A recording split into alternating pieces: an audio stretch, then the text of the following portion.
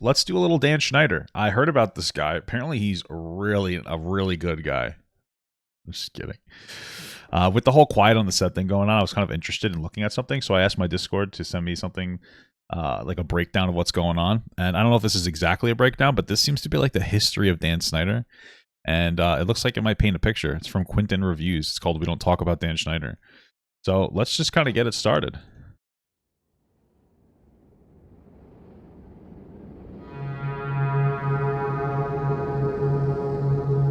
I'm scared. I don't like scary things. I don't like scary stuff, guys. I'm spooked.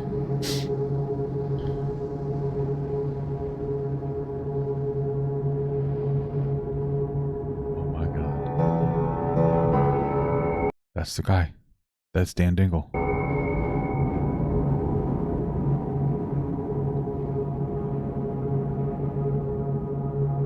That's Daniel Dingle. You know, I'm starting to get a bad feeling about this guy. He might not be a very good person. I don't know.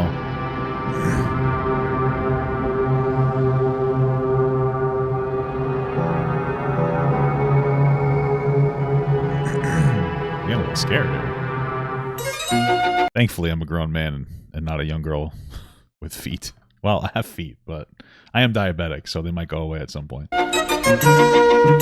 Wow, this is fun. Head of the Class. On September the 17th, 1986, the teen sitcom Head of the Class first premiered on ABC. I've never heard of a show called Head of the Class. The series was a twist on older legacy sitcoms of the decade before, specifically Welcome Back, Kotter, I've never seen that either. Oh, that guy looks cool as hell.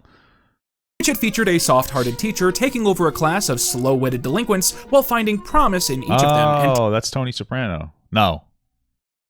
Tony Shalhoub. teaching them to find personal ambition. Head of the Class sought to be the subversive polar opposite of this cliche. In the series, substitute teacher Charlie Moore finds himself permanently taking over a study period at Millard Fillmore High, a class which openly exists solely so the smartest kids at school can study for their academic team. However, Mr. Moore finds the group to be pompous, asocial, and lacking in any real teen experiences. Oh, so basically autistic. Okay, I like that representation. Incredible.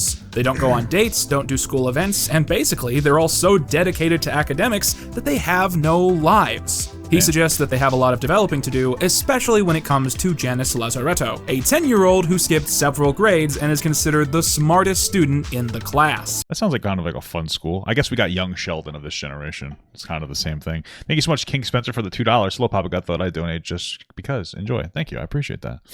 I truly do. Here's a kiss. Would you like to see it now? In a minute. But you're cutting into our time, Mr. Moore. Janice, you're only 10 years old. Time is all you've got. Mr. Moore encourages them to So witty.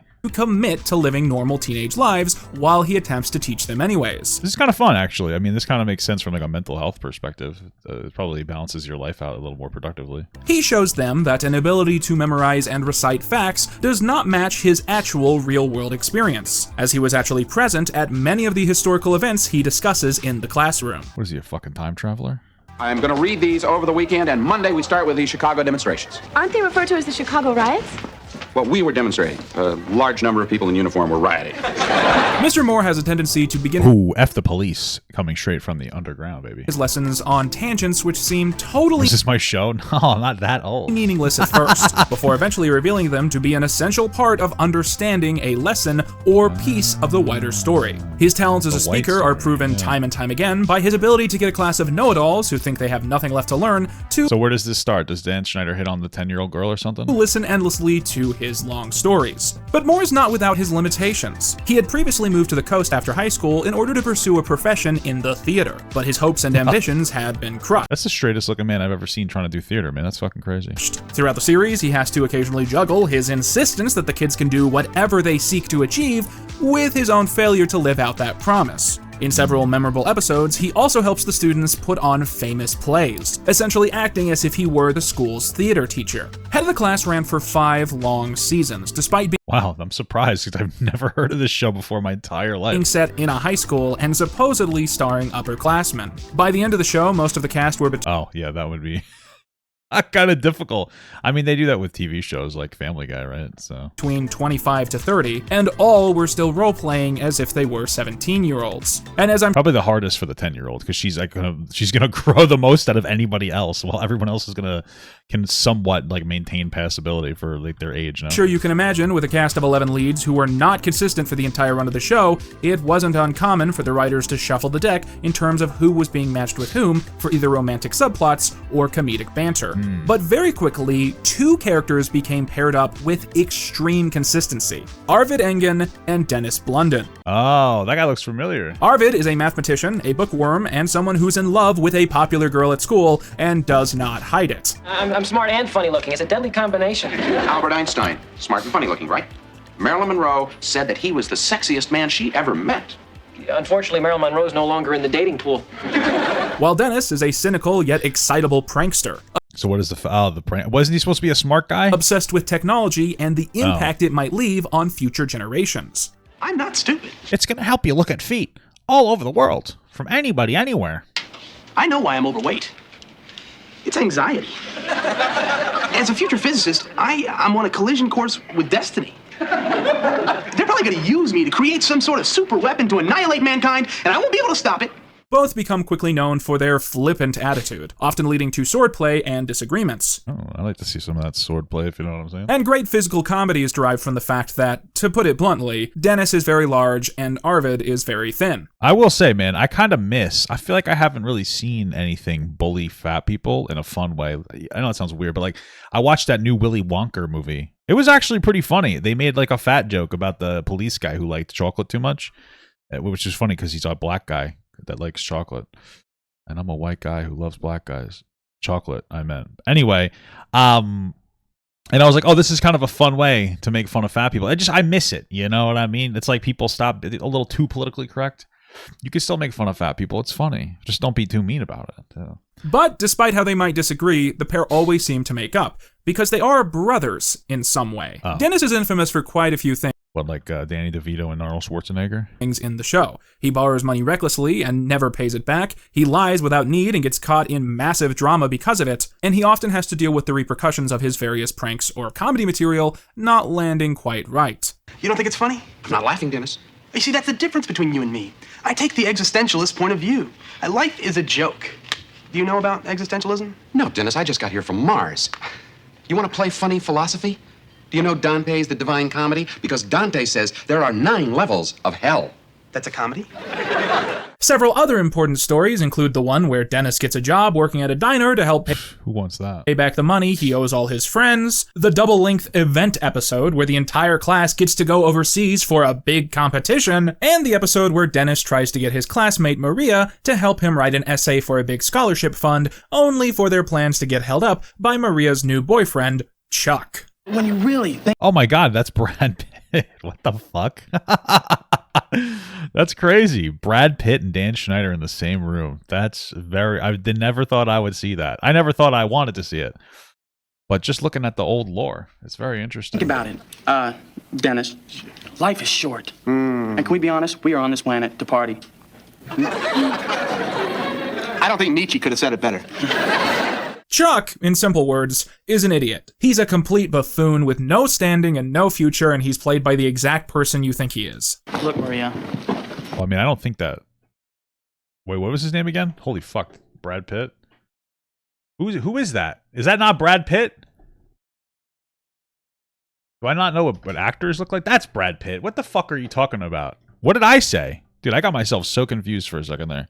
Why would you think it was exactly played like he's not an idiot in real life, is he? I don't know, but I'm getting a little worried here that you got more interest for your schoolwork than you do in the old Chuck dog here. No, that's not true. Chuck isn't interested in dating a girl who is more intelligent than him, someone who's interested in books Same. and learning rather than having fun and partying, and so Maria begins faking being stupid whenever he's around. Dennis uses this to his advantage, taking her name off of their award-winning paper while using the excuse that he's doing this to stop Chuck from finding out how smart she is. Eventually, Maria... That's a smart plan, dude. It's very conniving. Decides that she can't keep lying about who she really is, and she reveals the truth, causing Chuck to break up with her. Now, two other notable characters who survived to the end of the series Chuck, come on, man. are Simone, played by Christine Hadje, and Eric, played by Brian Robbins. Watch this. 30 August of 1980. Ozzy Osbourne eats his first rat on stage. That's why you're not on the team, Eric. I'm not on the It's Michael B. Jordan. Who the fuck are you talking about? Michael Jordan? team because I don't want to be on the team. Eric is the bad boy of I'm pretty sure that was Brad Pitt. No, Michael B. Jordan is a different... Dude, shut up. Millard Fillmore High, the delinquent who wants nothing to do with this preppy class of nerds or their academic team. However, testing has proven that he has a gifted mind, and his mother forces him to stay in He looks old as shit. What the fuck? the class to better himself. Simone is quite the different story. She's quiet, reserved, shy, and kind. She's obsessed with poetry, able to recite certain pieces from memory, and is a natural romantic at heart. Sounds like a typical woman. What the fuck that makes her so gifted? Throughout the series, Eric and Simone start a torrid romance, constantly dating, breaking up, reconciling, becoming friends, before dating again and starting it all over. This cycle was disrupted during an important event story in season 4, when Simone and Dennis instead began dating. In the episode, we learned that the class had recently taken a field trip to the Maybe he wrote her a nice poem. Statue of Liberty, only for the ship. I like your feet. The crust between. If only you were a vulnerable teen. I'd write you in to my show, hoping that you'd never grow, damaging your young mind. Hopefully I'm caught within due time. The sadness of the poem lies in the fact that he was not caught before damaging the mentality of all these young people. What a tragedy. To rock and Simone to be knocked overboard into the bay, completely unconscious. Dennis had then hopped overboard to save her from drowning. In the episode, she begins dating him to show her appreciation for him saving her life. This is something Dennis feels indulgent about before he develops a bad feeling about the whole thing. Oh no, Dennis, I really like you. I don't feel right about it. I mean, what if I hadn't saved your life? I mean, what then? I guess she wouldn't have dated you. I don't know. Who cares, man? You got a shot. But you did. Dennis, 2 days ago, you put your life at risk to save another's. How can I not like that? Oh, it's the ultimate test of honor, of decency, of goodness. Face it, Dennis, you're good. Yeah? Dennis eventually admits that she only nearly drowned because he accidentally hit her on the head with a life preserver while trying to rescue her. That's very funny. Causing her to become enraged that she let things get as far as them dating for something so stupid. But despite this... I mean, you're the one with the soft head that gets, knocked unconscious because of a life preserver. Thanks to Mr. Moore, they're able to end the episode on relatively good terms. By most accounts, Dennis Blunden was not the most groundbreaking character in the history of sitcoms. A fat nerd that wanted love. What a beautiful thing.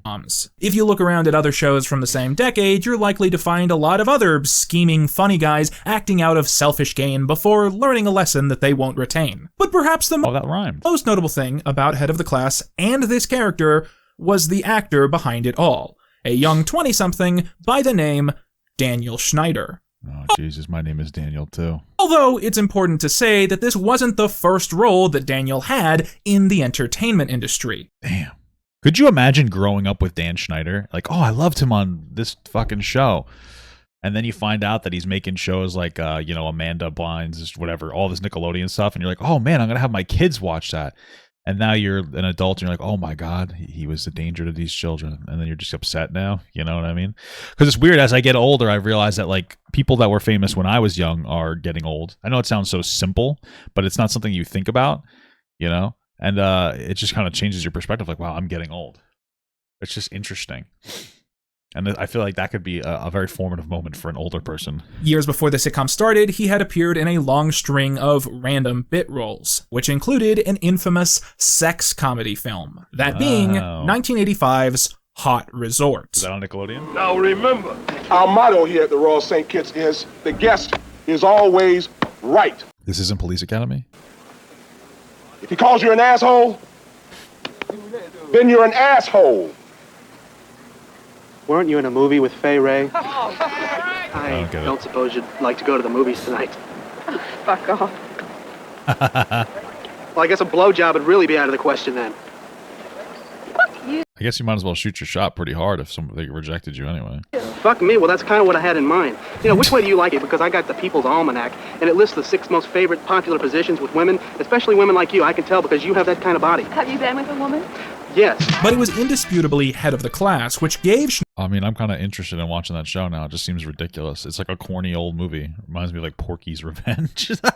Schneider the connections and momentum to begin a long-term career in Hollywood. In 1988, Schneider and his co-star, Brian Robbins, were invited to co-host what most would call the very first Nickelodeon Kids' Choice Awards. It was this brief gig, performed in front of a live audience at Universal Studios Hollywood, that would totally change the trajectory of both men's lives. The award show was produced by a man named Albie Hecht, who soon formed a close friendship with both Schneider and Robbins. Hecht would eventually become the head of production at Nickelodeon, and would in turn invite his friends to come work on Nickelodeon productions. However, the pair had to turn such invitations down, as Head of the Class was an ABC project, meaning they were obligated to that network until their contracts expired. Luckily for them, that exact situation would come just 3 years later.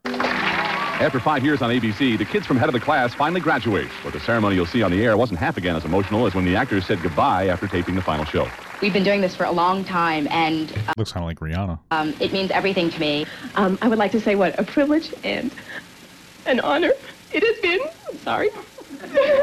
Daniel Schneider's mom missed his real graduation. She showed up for this one. Wow, what a bitch. What the fuck? So this time she showed up with the Dan look. I made it this time. So I've been Maybe she was mad at him for stealing her shoes or something. I've been harassing her for about 7 years now for not making it. Now I can't say anything. Ladies and gentlemen, the graduating class of Fillmore High School. After Head of the Class ended, Brian Robbins formed a production studio alongside Michael Tollin, a producer and director who had been making sports documentaries as far back as 1978. In 1993, Albie Hecht invited Robbins to pitch to him a children's television series that could be produced by their new production studio to air on Nickelodeon. Robbins quickly conceived of what was essentially Saturday Night Live, but for children. The series Oh, is that all that? Wow. was soon given the name All That. Oh, I remember Lori Beth Dimberg. It's the only one I remember. Okay. And Schneider was brought onto the project to serve as head writer. By the end of the show's second episode, the team had struck gold. I loved that show, dude. It was incredible. Welcome to Good Burger, home of the Good Burger. Is there anything in my nose? I don't know. In 1996, Schneider would write the pilot episode of Damn, I was born in 1990, dude. Which is probably old for a lot of you guys, but like, damn, like 1990. I was 6 years old, dude.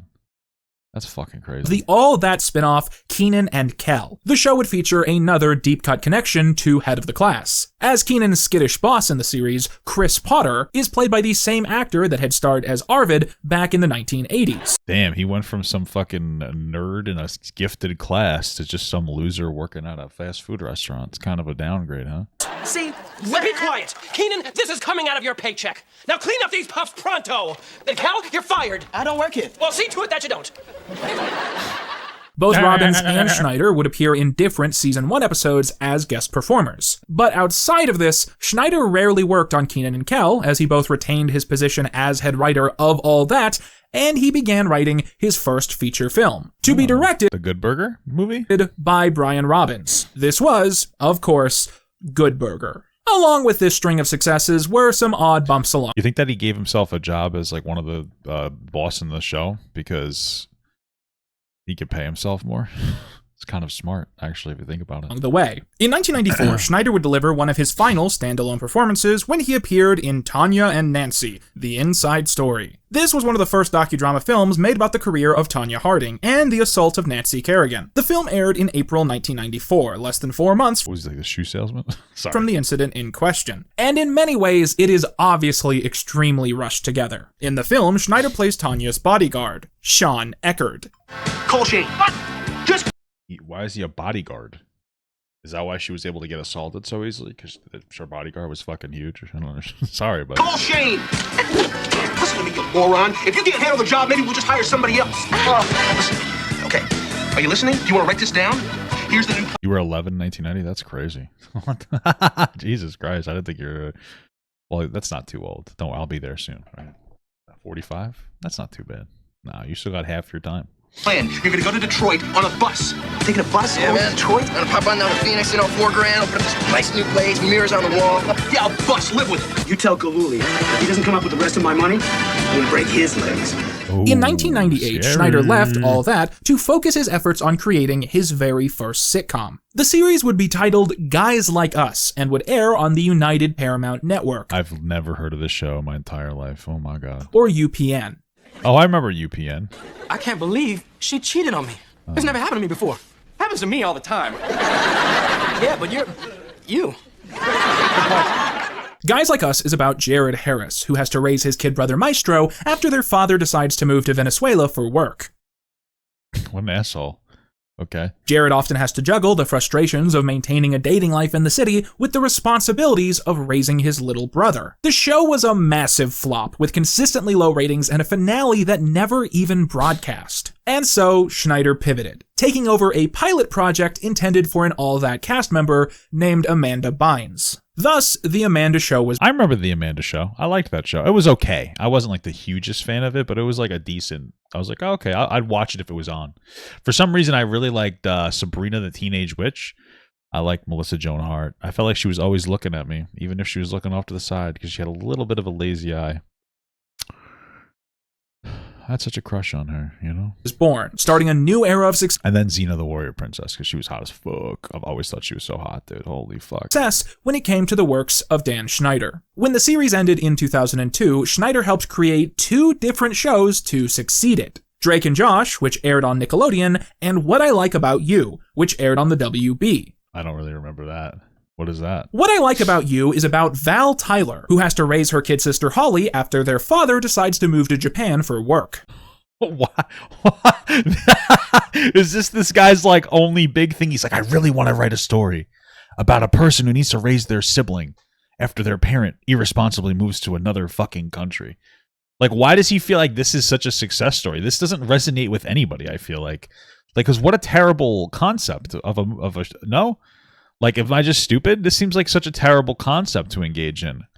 I mean, that's just my opinion. Because it just seems incredibly irresponsible. It's basically like a deadbeat dad or a parent. You're just going to leave your kid and go to another country. I understand like having to work, but what the fuck? Holly often has to juggle the frustrations of maintaining a dating life in the city with the responsibilities of raising her teenage sister. Did this actually do well? Well, I guess she's a teenager and not like a kid, so it's not as bad. I don't know. I just feel like this is weird. His work on Drake and Josh would lead Schneider to create a sister show titled Zoe 101, which would give him the momentum to later create many other projects. Zoe 101, thank you so much for the $2. Austin O finally caught the live. Do the truffle shuffle. Bro, I don't even know what that is, and it's not going to happen. Projects such as Victoria, Sam and Cat, Henry Danger, and of course, iCarly. Yes. iCarly is about Spencer Shea, who has to raise his kid sister Carly after their father decides to move vaguely overseas for work. Why the fuck is this? What the fuck is this? I don't understand. I never really watched iCarly. I don't understand. Like, why is that his entire shtick? So what a weird concept for a show, and why does he pitch it multiple times? This is so fucking weird. Spencer often has to juggle the frustrations of maintaining a dating life in the city with the responsibilities of raising his teenage sister.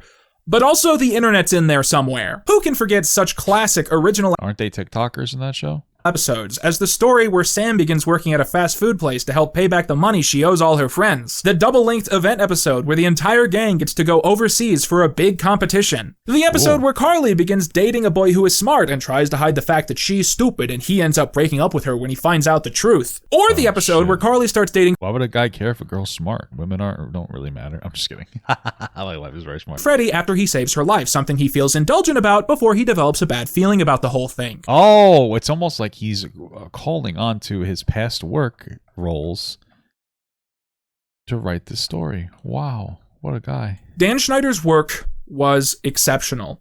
because he didn't need to study sitcom culture. He had lived sitcom culture. I He guess knew the that's true. tropes like the back of his hand, when to borrow ideas from old classics, and when to satirize and subvert. You know, we would be talking about this in a different tone if he wasn't a creep. We would be like, oh man, he had so much experience. He was able, because you imagine the world where we're like, yeah, Dan Schneider, like that guy was pretty good. He wrote so many good shows. What is happening here now? Sure, it's wholesome and endearing when the teacher with a failed background in theater is a wise mentor beyond his years. Oh, but what if loser. instead he was just insane and borderline a threat to everyone around him? Sure, usually you expect characters like Dennis Blunden, fueled by selfish schemes, will learn a lesson and get their comeuppance. But sometimes it's fun if every character is Dennis and there is no lesson and there is only chaos. 30 years after the premiere of all that, the impact the series had on the careers of everyone involved is impossible to deny. Today, Brian Robbins, the same man who was once the edgy bad boy I've never seen this guy in my entire life. on Head of What the is he doing Class, now? who hosted the first Nickelodeon Kids' Choice Awards, produced All That, Kenan and Kel, and directed Norbit, is the CEO of Paramount Pictures He directed Norbit? and Nickelodeon. In many respects, Brian Robbins has become Paramount's own Lorne Michaels, with his influence and impact through his producing credits being almost immeasurable. And Wow, I've never fucking heard of this guy, but he sounds very pop. Like, I mean, good for him. this ongoing power that he still Looks a little bit like Phil Collins, I think. wields in the industry highlights a certain awkward absence. In just under 25 years at the network, Dan Schneider became arguably one of the most influential voices in children's entertainment, alongside being one of the most successful sitcom creators of that entire decade. And he's also a person that we don't talk about. This has caused Oh, like Bruno. He must be a good guy character then. one of the most contentious discrepancies in Nickelodeon history. Dan Schneider's work is almost universally loved by contemporary audiences. You might not like every Schneider's project to ever release, but for nearly every single one, every single thing that he worked on, you can find someone from the time who will call it the greatest thing to ever be put out by Nickelodeon. However, Schneider is not exactly someone with a clean record. And so, people have essentially begun to divorce him from his own content. And the reason is that doing this is one of the only Maybe they're just haters, guys. Maybe they're just haters. ways that we can go on thinking so highly of a huge chunk of material from our childhoods. It's a lot harder to rewatch The Good Burger movie or any classic episodes of Zoe 101 or iCarly or Victorious if they just remind you of the rather disastrous allegations which have since been made against the man behind it all. And so, we don't talk about Dan Schneider. We don't speak his name, we don't remember his face, and we don't think of his creations as coming from anywhere, having any Bro, this is just a weird way to hold a kid. Like, that's not your own kid. I don't understand it. What is wrong with this guy? It's just uncomfortable. Did nobody know? I feel like, I wonder, like, what did the parents do? You know, like, what did the parents do to protect their kids? Because I just feel like if somebody was hugging my kid like that, I would just be like, stop, don't ever do that again. That's fucking weird. It's just not appropriate to do. You're a weird person. It's just uncomfortable. source, unless there's a problem with one of these projects, something infamous that we're not fond of. In that case, we're all far too ready to shake our fists in the air and take his name in vain. But as I discovered, the further we get into Schneider's output, the harder it becomes to forget that he exists. To not look at his properties through the lens of something created by him is to deny them their actual content. And all to just keep up this lie that the library of Dan Schneider still works in the modern decade, when, in many ways, that arguably isn't always the case. And so today, I am going to break the only rule of analyzing the NSU. I am going to talk about... Were they not allowed on the set? Is that a part of it? Were the adults not allowed on the set? That's really weird. Is that true? Or are you making that up? Dan Schneider. So when I started working on this miniseries back in 2020, there were a lot of things that I could not have anticipated. Now, I always wanted to end the series with a conversation about this topic. I wanted to end things right here. But a lot has changed. We have a lot more information than we used to. But the main thing is that this has all become a lot more personal to me. And I don't mean personal in the sense that it's serious now and it wasn't serious before. I mean that I often feel like I have become trapped in the gravitational force of the collapsing star that is Dan Schneider. Why? Why is it so personal? Because of that, the video I'm going to make today is explicitly not the video I would have made in 2021. What was it going to be? Like a silly little, like, haha, Dan Schneider's a poopy head? And now it's Dan Schneider's like a fucking predator? Holy shit. And additionally, I think it's very important that we start things off by laying down some very basic ground rules. These rules are very important to me, and I think a lot of people are going to disagree with my rules. But I decided to set some base standards, and these are the stipulations that I have come up with. Rule number 1. Okay. I don't want to get sued. Okay, that's a fair rule. Okay, why does he say that? This rule will influence all of my other rules. Rule number 2. I will only be discussing claims and allegations which have an actual source. Things that are on I mean, that's very fair and responsible as well, so I don't fault him for that. the record, that have been said in interviews, in articles, in books, in documentaries. If it comes from an anonymous source giving tips to a TikTok creator or some forum post on a shady website, no. I'm sorry, but no, absolutely not. That's fair. Okay. Rule number 3, and this is the big one, if someone insists that they did not experience abuse on these sets or with any of these people, I'm not going to call them liars, I'm not going to accuse them of having Stockholm Syndrome, and I'm not going to put them on blast for that. And if someone thinks that they aren't a part of the overarching narrative of abuse at Nickelodeon, I'm not going to include their story in this video. I've been keeping my ear to the ground about this Are you sure that the parents weren't allowed on set? This says add to that every single day. Every day on every set were the parents and caregivers of their friends and everything. Okay, so are you sure they weren't allowed on set, or conversation for a while now, and I found a lot of the discourse kind of frustrating privately, and the main reason is that in recent years, this topic has really been picked up by true crime YouTube, which is a polite way of saying that people are making shit up for fun. Because I mean, he's got a point, even if they're like, I mean, there genuinely seems to be, and I'm not super educated about the specifics, but there seems to be a lot of fucked up shit going on. But true crime, people that do true crime are fucking psychotic. Like, just to be clear, when you rot your brain with one type of content specifically and exclusively, it starts to fuck you up. It doesn't matter what it is. Like, let's say all you do is watch sad videos of like a loved one dying, it's going to distress you and make you afraid that your loved one is going to die. Anytime you watch anything, you engage with anything, it's going to rot your brain. You engage with like one political content in a toxic way, you're going to start to come up with wild conspiracy theories. It doesn't matter what it is. And I've seen that true crime people are fucking insane. That doesn't mean that Dan Schneider isn't a fucking weirdo and like it doesn't like feet, but I understand what he's saying. He's like, you have to be careful with like what's real, what's true, and like what is sensationalized for attention. So in the true crime podcast scene, it is common to exaggerate, speculate, fill in the blanks a little. Hey, if this one thing is true, who knows what might else. And we love good brain rot, but you got to be careful with how you rot your brain, you know? Be true. I mean, there's no way to really say. And whenever I've been vocally frustrated about this in public, I sometimes get a little bit of pushback, and people sometimes accuse me of defending Dan Schneider. And they say to me, hey, this is a bad guy. This is an awful guy. So why are you questioning these rumors about him? Because the truth matters. Yeah, sure. And I would love to change that, but it's above my pay grade. And that doesn't stop being a reality. I like this guy so far. I like the boundaries he's setting. Because on the internet, saying stuff like this, especially when you have a large platform like this guy does, he's a very large platform, people are going to hit you with like incredibly like vitriol. They're going to be pissed because their preconceived notion of what happened, whether it's like an actual fact or not, is going to like rile them up. I mean, people hear a bit of information and they take it as fact, and then it's their anchor bias, and it takes a lot to kind of pull them back out of that.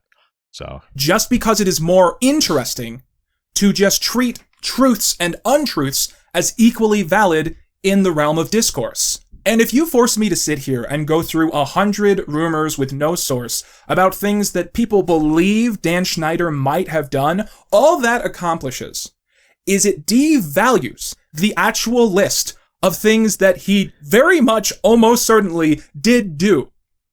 And that list is not a list of good things.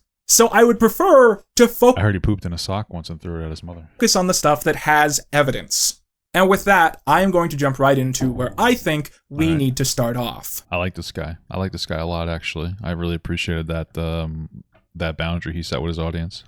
Part 1. Dan Schneider, the brand. So far in this video, we have discussed a wide range of projects that Dan Schneider took part in over his 32 years working on television. But when it comes to shows where Dan Schneider acted as a proper showrunner, he is most associated with 9 programs. All That, The Amanda Show, Drake and Josh, Zoe 101, iCarly, Victoria, Sam and Cat, Henry Danger, and Game Shaker. Jesus Christ. Was that like the Thug Shaker? This represents I bet Dan wishes. well over 2 decades of children's content. With this comes the reality that a lot of children grew up with this man's productions, and a lot of people still watch these shows to this very day. Nerds do, am I right, fellas? This is important because of the conversation of how intertwined Dan Schneider is with his writing. I'll be tackling my opinions on this later, but in short, a lot of people have actively avoided crediting Dan Schneider for projects that they think highly of. And I think what this does is erase the very explicit brand that Schneider had successfully built up over the 20-some-odd years he was at the network. Now, in many ways, this was subtle and easy to miss when you were a kid. Even the most innocent stuff was borderline subliminal. But here's a quick example of I know that like a lot of old cartoons added some sussy stuff into it. It was kind of like a meme that they would do a lot. That was like a very, which I think is generally funny. I think that you can add dirty jokes into like a kid's show because it's funny. This is the thing. It's like it depends on what you do. If you add dirty jokes into a kid's show, but you don't harm the kids, it's just a funny little meme that makes it so the show is good, is something that can be enjoyable for the adult and the kid, because that's a good kid show is also enjoyable for an adult.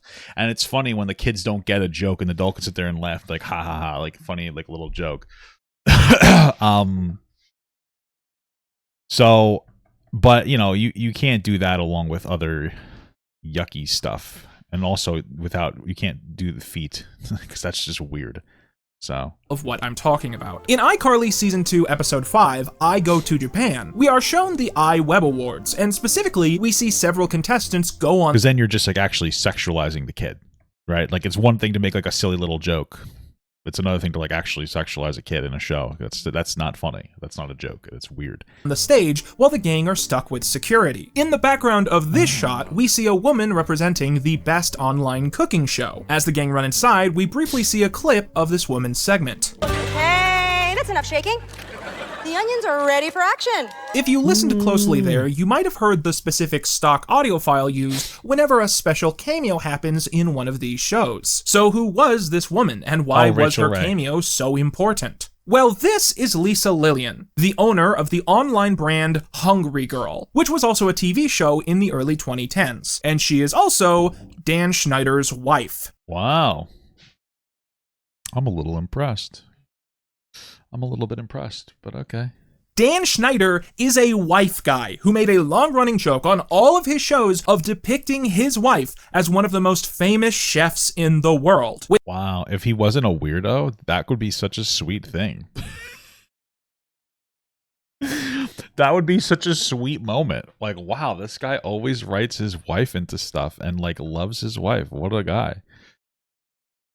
That could have been such an amazing moment. Wow. Incredible. With her show being watched by characters in several different shows. In fact, when the iCarly opening sequence starts, have you ever noticed this weird stock art of a brunette woman in the corner? As a kid, I always assumed this was supposed to be Carly, but it's not. That's Dan Schneider's wife. Specifically, it's Lisa's artsona that she uses on her website and her cookbooks. Now, an annoying trend I've found when you point out any fact about Dan Schneider is that everyone tries to read it as sounding sinister. You know, you put creepy background music behind it, you make the image black and white, and you do an invert effect, and it's like, oh, this is the most creepy thing. So I just want to be clear about this. There is nothing wrong with hiding your wife in the shows that you make. No, I think it's great. What a shame that he's such a gross guy. But I think it's a very interesting example of the many ways that Dan's presence is felt in these shows, even if he wasn't one of the actors. But that is, of course, ignoring that sometimes he is an actor. For instance, alongside his Keenan and Kel guest episode, he appears as Mr. Bailey in Good Burger, Mr. Oldman in The Amanda Show, as the taxi driver in the Zoe 101 semi-finale Chasing Zoe, as the Secret Service agent in the Michelle Obama iCarly episode, and in Michelle Obama?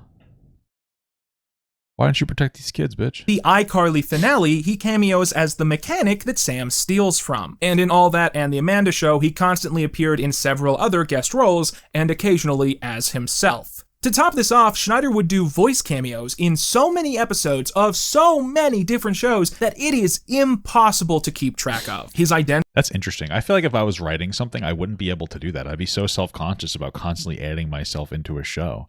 It would just be so weird. But I guess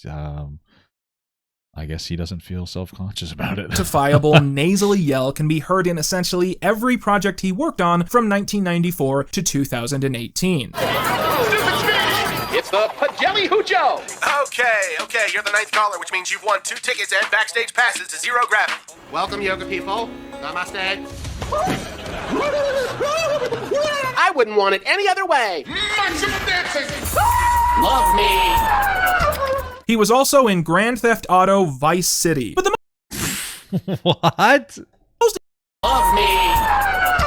He was as what? Also in Grand Theft Auto Vice City. But the most infamous example of the hidden references to Schneider are the subliminal ones, referencing Dan Warp. Hold on, what the fuck is Dan Schneider in GTA?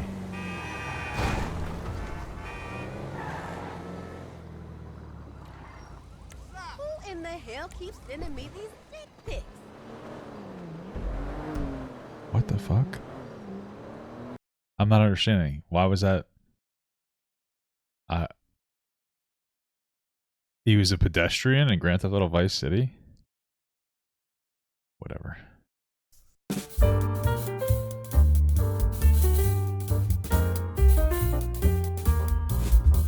Dan Warp is Schneider's official blog and social media. Daniel Warp.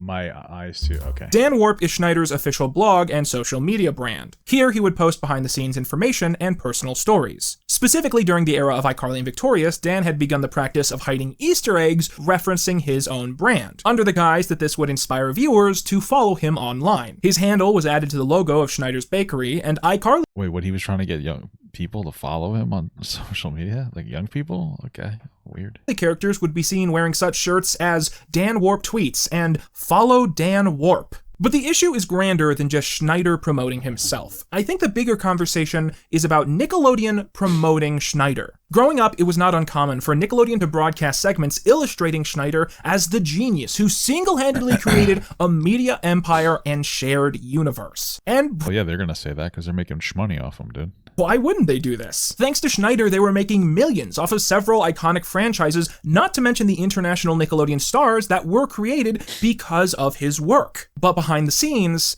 things were never so simple.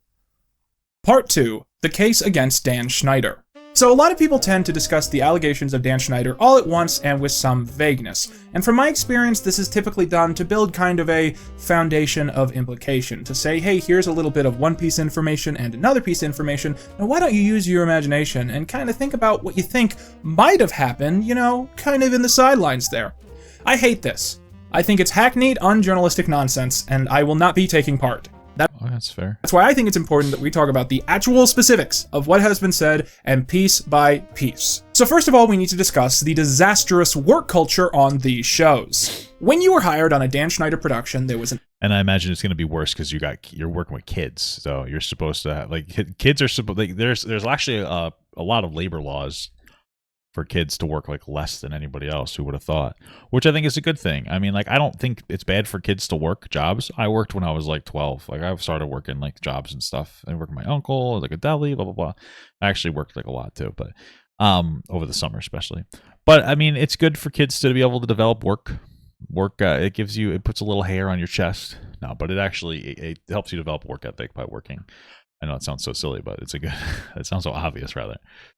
But you obviously want to protect these kids because, you know, if they work too hard, they're going to suffer at school and they're going to be too stressed out, et cetera, et cetera. So expectation that, and they're going to start having weird TikToks like Amanda Bynes. You work long hours and you be available 24/7 if anything were to come up. The average weekday work session could go from 13 to 20 hours, and most weekends were spent at Dan's house trying to workshop ideas. What the fuck? One specific claim made in a New York Times article is that Schneider would sometimes ask the other writers to wheel him around, literally wheel him around in his office chair from room to room so he could keep working on a laptop in between moving from place to place. I just kind of doubt that. He kind of seems like the kind of guy who'd be like, he thinks it's cool to seem like the guy who works super hard, you know what I mean? Arthur Granstein, a writer on Drake and Josh, iCarly, and Victorious, made this claim to the New York Times in 2021. I will always be grateful to Dan for taking a chance on me as a rash young writer fresh out of college, and for all I learned over the next 6 years. Much of my experience with him was a blast. He could be generous and validating, and it was exciting to be around his talent and passion for creating entertainment. But he was also unreasonably demanding, controlling, belittling, and vindictive, with a willful disregard for boundaries or workplace appropriateness. Oh, interesting. The best example of this that we now have was on Dan's first standalone television hit, The Amanda Show. When The Amanda Show first started, the showrunners hired 2 women for the writer's room, Christy Stratton and Jenny Kilgan. One of the main stipulations of them being hired was that they would work for a shared fee, both of them taking home half of what a male writer would be paid at that time. Why? What the fuck? On their very first day on set, Dan declared that women were incapable of being funny comedians. He's so real for that. I'm just kidding. And he challenged the 2 of them to prove him wrong. I'm just kidding, because I know that women can be funny. And when they are, I'm not attracted to them, because humor is a male trait. It's too masculine for me. The elephant in the room is that it is extremely ironic to declare that women can't be funny when you're the showrunner on a program called The Amanda Show. Yeah, that is a little ironic. You'd think that you'd be able to value women, although that's a girl, I guess, a child, so maybe that's why. I don't know. Called The Amanda Show, where the lead star is a teen female comedian. True. But you have to remember, The Amanda Show wasn't actually the show Dan wanted to be making. He wanted to be making The Drake Show. Guys Like Us. The Amanda Show was just the only option he had left. Dan was the definition of someone with improper workplace boundaries. He was often cracking jokes at the expense of others, and especially the women, and he would even show pornography on the workplace computers. Listen, I don't mind cracking jokes at the expense of other people. I think that can be funny, but what the fuck? You're showing porn to people? What's wrong with you? That's just weird. While Dan attempted to present himself as just a big kid who was crafting a fun work environment, everyone quickly learned that he had a fierce temper that could change him in an instant. And when Dan walked into a room, you never knew which Dan you were going to get. And yet, Schneider was so successful and so... I wonder, I wonder, like, how much blame do we put on Nickelodeon for this, though? Because here's the thing, like, that's obviously inappropriate, and we're going piece by piece, right? They would obviously, did they just not know about Dan Schneider being toxic, or did they know about it and they just didn't do anything about it because they didn't care because he was making the money? I feel like that's an important question. Massive at the network that many felt pleasing him was the only opportunity they had at continuing their careers. Okay. And one can only imagine. People probably didn't even report him, but there's no way that people didn't get put to the higher ups. That if the adults were walking on eggshells around him, the kids must have been feeling about the same. The cast members on All That and The Amanda Show were little kids, 12 to 14 years old for the most part. And they were spending those important developmental years worrying about financially supporting their families and continuing their careers after they stopped being cute little angels. The idea of trying to overload yourself with work to maximize... Imagine that, though. That's an interesting concept. Imagine being like a kid going through puberty and being really upset about it because you didn't want to get older, because you didn't want to lose your ability to financially support your family. That's an interesting thing. I never thought about it like that. That's got to be a big pressure. Interesting. The profit you can make off of your own youthfulness. It is a very unhealthy idea for a little kid trying to figure things out. And if there was something in the material that these kids didn't like that made them uncomfortable, they weren't going to go up against Schneider. Because this was the guy who decided if they got a big line, if they got a special skit, and even if they got their own spin-off. And even the parents I guess that's true. Who saw what Dan was doing and didn't like it, they were scared to go up against him. Yeah, that's kind of, you're a fucking pussy for that. Talk some shit, man. You're supposed to know better than your kid. because they knew that would have an effect on their children's lives. Not to mention the fact that these kids were performing grueling hours, to the point that pretty much every week they were breaking child labor laws just to get that shoot in the can. And after the Amanda show, this only got worse. To quote one of Dan's main— Why would you have to redo these things so many times? It's not like this is the most groundbreaking show in the entire world. I wonder if, and this is just speculation, but I wonder if he did it just as like a control metric of just making you do it over and over and over again, for no real, because I cannot imagine that like you have to be so amazingly incredible as a fucking kid show. You know what I mean? I'm not really buying it, to be honest with you. Main editors, and this is taken from the Investigation Discovery Quiet on Set documentary. When I worked with Dan, I felt like the bar was always being risen, and I had to reach that bar. His bar? What do you mean? You had to be as good or better, or put more hours in, or do longer things than Dan did. And we all did it, or you got fired. I would be editing from 8 a.m. to midnight. You didn't eat, you didn't go to the bathroom. I mean, she looks like she ate. God bless her. One day, I keeled over, and I ended up having to go to the hospital. And as I'm leaving and curled over, I could hear someone say, "How is the show going to get finished?" But the worst story about Schneider's activity on set was when he asked Christy Stratton to act out being sodomized while telling a story about high school. Christy followed Dan's direction. What? Sorry, what? To her utter humiliation. Jenny— I'm not understanding what's happening here. What? Kilgan witnessed this herself and recalled in the documentary, "It was probably the wrongest thing I've ever seen happen to a woman in a professional environment, ever." Was this a kid or like an adult? I mean, either way, it's fucking gross. Later, Christy and Kilgan learned that it was actually against the rules of the Writers Guild of America for two writers to split a single wage. They complained to the union, who quickly came down on Schneider. Dan called up Kilgan— and would he fire them or something? Screaming at her and saying that if he found out that she was the one who sabotaged the show, she would never work for Nickelodeon or Viacom ever again. Oh, that seems so reasonable. Shortly after this, Dan fired Christy and Kilgan quit weeks later. And they weren't able to do like a wrongful termination suit? Like, what the fuck? Back then is crazy, man. The pair were replaced by a single male writer, Stephen Malaro, the future creator of Young Sheldon and None Pizza Left Beef. Oh, well, maybe he was better than them.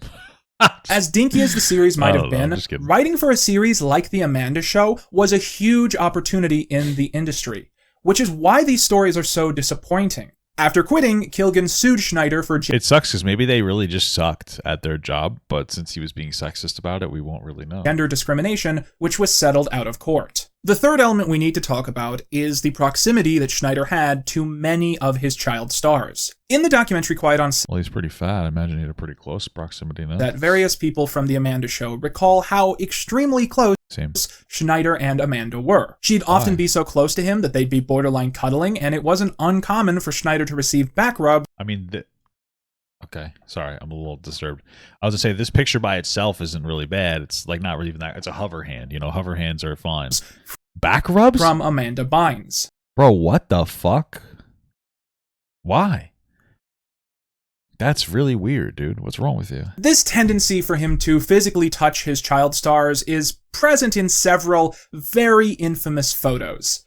What the fuck? On top of this, his reputation for asking women on set for massages, be they adults or children, is well documented by many men. I wonder if it was a sexual thing or a power thing. He reads this kind of like, I wouldn't doubt that it wasn't even sexual. I wouldn't doubt that it's like a power thing to him. I also wouldn't doubt that it was sexual. I'm just saying. But I wonder if it's like some kind of incredibly creepy power play. I don't know. Many sources, and is one of the most clear examples of sexual harassment from Schneider. Yeah, that's true. Whether it's intended to be sexual or not, it's still absolutely a sexual harassment. Even calling someone gay at work is sexual harassment. I don't know if you guys knew that. So I sexually harassed a lot of the guys that I worked with, but I also didn't just call them gay. I would jerk them off, so it was a little different. Going across 2.5 decades, if not more. When Amanda Bynes attempted to emancipate herself from her family, Schneider sided with her. He what the fuck? Why? Allegedly offered her help in her court case and even offered her a place to stay with him and Lisa. What the fuck? Why? This is a very tense topic to discuss. Yeah, I don't know the context of why she was asking for emancipation, but that's just really, it's like a little bit of a red flag there, dude. Because Amanda Bynes has a difficult relationship with her family, and I could definitely see someone making the case that if Bynes attempted to emancipate herself, Schneider supporting her could be a good thing or a bad thing, just really depends. Or it could be an opportunistic thing. It could be a thing where like she had shitty parents and Dan Schneider was also shitty. And I don't know. Listen, I'm not trying to go like really disproportionate because I don't have a lot of information. So take everything I say with a grain of salt. But if she had shitty parents and Dan Schneider was like trying to help her out, it could have been out of goodwill. It also could have been with a potential intention of some form of grooming. I mean, like you're able to very easily. I mean, this is somebody that has bad parents. You're very easily being. You're very easily able to remove that aspect of like parental figures from their life. You're their boss already. You know, you could easily like replace that support structure with just yourself. You have a significant power dynamic. I don't know, man. You know, if he wasn't doing all the weird back rub shit, it might have not been so bad. But unfortunately, he was doing the weird back rub shit, you know? So I don't fucking know, man. Depending on how you... Hell, maybe her family was like not great, but it wasn't as bad as it's portrayed. And he was just kind of getting in her ear. I don't really know. The whole thing is disturbing, though. As documented by several people, Dan certainly had a trend with the kids he would work with. He'd pick one person out, he'd tell them they were going to be a star with his help, and then he'd love bomb them with praise. Until time passed, he would become more passive about his investment in them, and then he would inevitably pick out a new kid to be his next starlet. The fuck? A really obvious example, if we're talking about stuff in this miniseries, is that when Victoria started, Tori was presented as this ever-perfect golden child. But then as the show went on, the later seasons became very extensively deprecating at her expense. And that's a very frustrating example of this because, of course, a lot of Victorious fans blame Victoria Justice. And I don't really understand why, because if it has to be said, Victoria Justice did not write the show Victorious. Are you serious? I always thought that she did. On top of this, Dan tended to keep the personal phone numbers of his cast members. I mean, I guess that, I don't know. I mean, he's the boss, so that by itself isn't like super concerning, but... He would often text them during off hours, as well as have dinner with them. He would even invite them all to his house for various holiday parties. Look who's here. Oh, trouble. Like all that stuff by itself, it's like, okay, like, yeah, oh, your boss is inviting you to holiday parties, they have your number, like that's your boss. It's not like a super big deal. My boss has had my personal numbers and stuff. But it's all the other shit that makes it so fucking weird. Hello. Now, something I've seen a lot of people say is that because such poor boundaries were in place, something must have happened. But this is the wrong way to look at this. Has it been proven that Dan Schneider actually like physically assaulted these kids, or is he just incredibly creepy with boundaries? Like, it's a real question. Because I mean, if you have something, like, definitely show it to me. The correct logic... Because, I mean, I've heard that, too. Like, I've seen, like, a bunch of the weird, like, writing the feet stuff into it.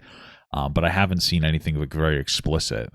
But it's still disgusting. Is this. Something could have happened, thus there should have been better boundaries. Yeah, sure, I agree. Overwhelmingly, the hardest part about hosting a discussion about this is that so many people believe that Dan Schneider is automatically guilty of child sex abuse. And it's not just that they believe it, it's that they need it to be true. Oh, nothing came out about that?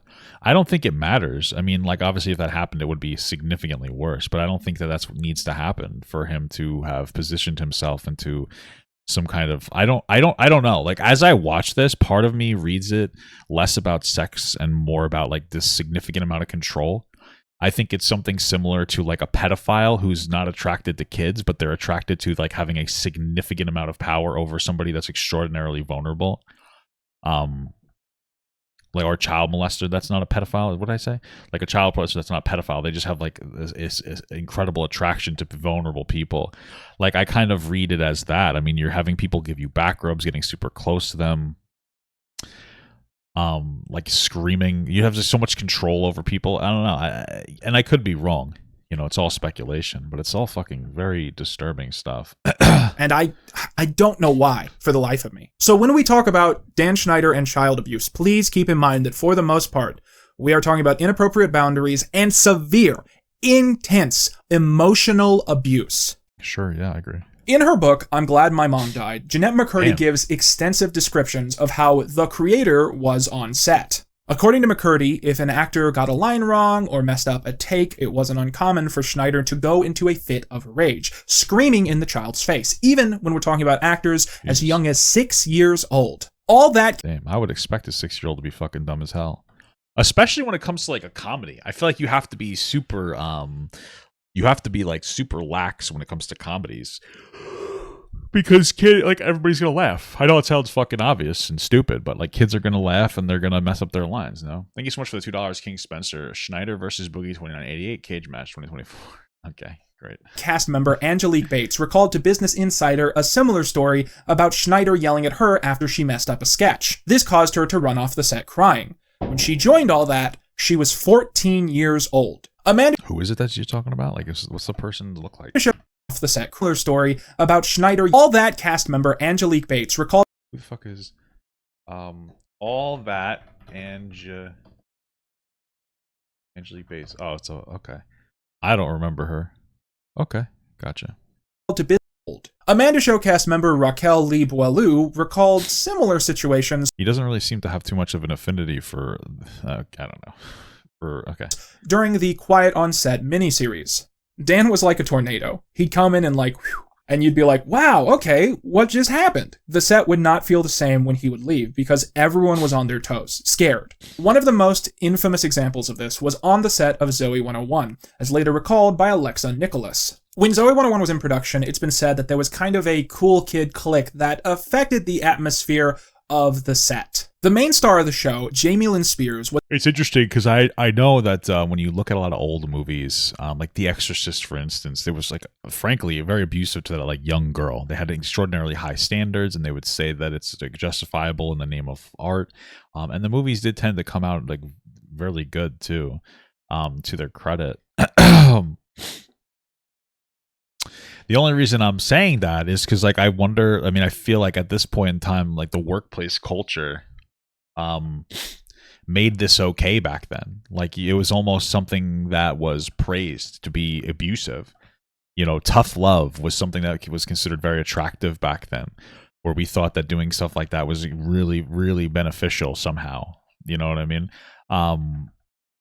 And you can see that in a lot of older parents who think it's kind of cool to beat the shit out of their kids.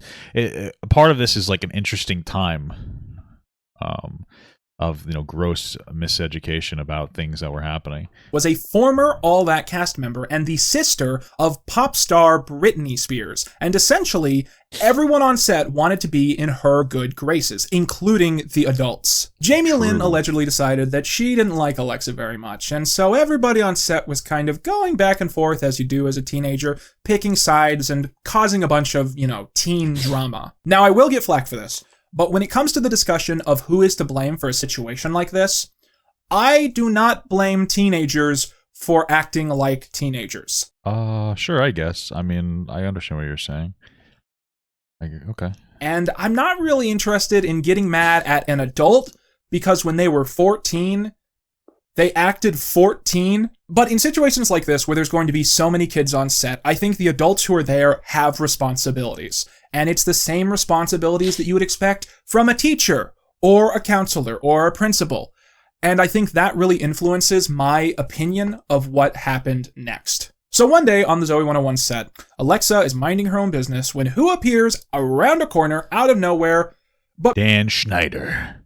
Britney Spears. Oh. Britney has been debriefed by Jamie Lynn about all the on-set drama, and she has decided to put up a fight for her sister. And so she goes up to Alexa, and she starts screaming in her face until Alexa is sobbing and crying, curled up, Jesus Christ, in a fetal position on the ground.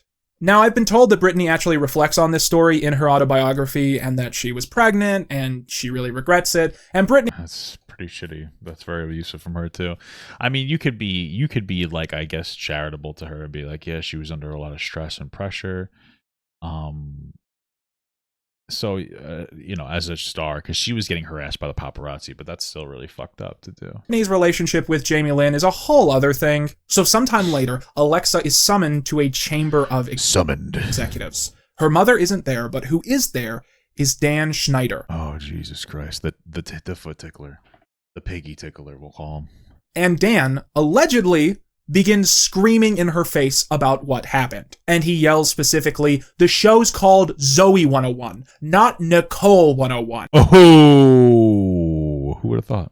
His stance is that Alexa is disposable, the show doesn't need her, and because of that, she is in the wrong for any incidents that happen on set. Alexa, again, without her mother, is left crying in a room filled with adults who... Pretty sure that's illegal. No, to have like a kid in the room with that. Only want to scream at her. After this, she tells her mother she wants to quit, and Nickelodeon lets her out of her contract. If you walk away from this video, only Man, this is the girl that got screamed at, Alexa? That's fucked up. remembering one thing that I have said about this man, let it be this. The story of Dan Schneider is the classic cautionary tale of the honorary adults and the honorary cool kid. These actors Dan was working with, they believe themselves to be grown up. Interesting. Thank you so much for NE Blue. Is that how you say it? NU Blue. Maybe you can talk about Bobby Discroll. I have no idea what that is. So are you doing a D's Nuts joke on me? They might have been 13, 14, 15, 16, but they were in that space being creative. So in their minds, they might as well have been 21 or older. Well, no. Like 14-year-olds think that they're fucking grown. They're not. They're dumb as shit, but they think that they're grown. So like obviously, it's almost going to play into their ego when you act like this and you justify their shitty behavior. And so to them, they were the same as all of these adults that they were supposed to be trusting. And Dan was the guy who believed himself to just be one of the kids. He was a part of the gang and he just happened to be a bit of an old soul. And so whenever there would be one of these classic cases where it was time for Dan to step up and be the adult in the room, he wouldn't do it. I think that's one of his biggest failings when it comes just to how he interacted with kids. And it's also incidentally why I think a lot of these former child stars, if not most of them, are totally shocked when all this bad stuff comes out about him. Because, oh, not Dan. Not our Daniel. Couldn't be precious Daniel. The next thing is probably one. Sure, I'm sure they were having a lot of complicated feelings about it. I mean, it's a very interesting thing when you kind of look back at your childhood through the lens of an adult, because a lot of times you'll kind of just look at your childhood through the lens of you being a child. Like when you're looking back at old situations, a lot of instances you're kind of feeling what you felt then. Maybe not, you don't remember everything, but you remember the feeling that you had. But for all you know, if you actually really critically think about it, you could be like very heavily in the wrong, but you don't realize it until you actually start thinking about it as an adult, because this is the first time that you as an adult started parsing through the information of what happened. One of the most infamous cases that can be made against Dan Schneider. The sexualization of the kids on his shows. Now, I think this mostly the foot catch-up stuff, right? Falls into two main categories with a little bleed over between them. And the first is pretty much edgy jokes. This is material that the writers... Yeah, I don't really give a shit about the edgy jokes so much. I do care about like the weird foot shit. Because I mean, I just don't know what else that would... What's the joke with the feet other than to try to be some kind of like sex joke? I don't get it. Probably would have called jokes for the parents. Gags that have a little innuendo, but kids won't pick up on. Yeah, right. One of the earliest examples of this was on The Amanda Show, where Amanda Bynes played a character called Penelope Taint. And... See, that's just stupid. That by itself is really not that big of a deal. Taint is, of course, a reference to genitalia. A lot of the other jokes... Is it taint your genitals? I thought it was the bridge between your genitals and your butthole. Are kind of defined by the fact that it's really hard to see if they were done on purpose. Even in the Quiet on Set documentary, I think they bring up a few examples where you kind of go, you know. Yeah, no, I agree with that. You know, when you isolate it by itself, it's not really that big of a deal. Excuse me if I don't just go down a huge list of potential innuendo in these shows, because I have just become so allergic to this topic in the past few years. And the reason is, so many examples people will bring up to you just aren't real. They're not real innuendo. It's just them not getting the joke or reading into the scene wrong or not going in with context. And I just have gotten so tired of those cases. I've also found that when it comes to stuff that is like 100% confirmed innuendo, no question about it, your mileage is going to vary about how much people care about that stuff, because half the time you'll go through all this effort and you'll explain this like hidden sex joke and the person you're talking to will be like, huh, that's really funny. But especially in like Zoe 101, iCarly, and Victorious, there are a ton of like risque, edgy jokes. And the thing is, I remember when I was a kid, this was the reason I first kind of noticed that the Dan Schneider brand existed, even if I didn't know what to call it. I just remember that I used to watch Zoe 101 when I was really little, and I was just shocked by how often characters in those shows would like talk about their boobs. What? Is that like a real thing? Talking about their boobs? What the fuck? Okay. Or they'd make jokes about puberty, or they'd just hang around in bikinis. And I thought it was so new and different and edgy and risque, and I thought it was cool. I mean, if I was a kid watching that, I would just fucking jack off to it. I'm not gonna lie. Like, if I'm a kid watching that kind of stuff, you know, that's probably not super appropriate to do. It's fucking weird. And then I grew up, and I went like, oh, those jokes are kind of weird. Like, specifically, I think it's strange to be working on a kid's show, with actual child stars and to write them specific jokes about their boobs and to have them deliver these I agree with that. jokes that were written about their boobs. I think that's a weird thing. And yet nowadays, when I see people post about like their favorite Zoe 101 jokes, their favorite Victorious jokes, it's those jokes that get I never watched these shows, so I can't really tell you how bad it was. posted because a lot of people still love that stuff. The second category is the explicit sexualization of teen stars. And there's like no humor, there's no irony, there's not a bit, it's just sexualization and that's it. I think you can definitely make the case that this became more of a thing in the 2010s when I wonder if it's, I mean, again, it's all speculative, right? I wonder if Dan had like an attraction to it, or if he was just like, oh, sex sells, even to kids, ha ha ha, and he just did it, you know? It's still incredibly inappropriate. I just wonder what was in it, how was his brain operating? Because I'm surprised, and you know, correct me if I'm wrong, I haven't seen a single person come out about him molesting them. And based on this behavior, I would have imagined that this guy would have molested them. So either he's really good at hiding it, which is somewhat unbelievable, or he really just took a different type of pleasure out of doing this in this like weird way where I just don't get it. I mean, I guess I do. It seems like he had an incredible like power. He wanted to be, he had like a power issue. He had an issue with wanting to seem powerful and kind of almost hang over vulnerable people. But then also he wanted to be successful. So he would do shit that crosses boundaries, like sexualize kids to be successful, you know? Or maybe he was super reserved and just jacked off to it. I don't know. Instead of trying to molest a kid. I'm just so surprised that there's no actual molestation allegations against this guy.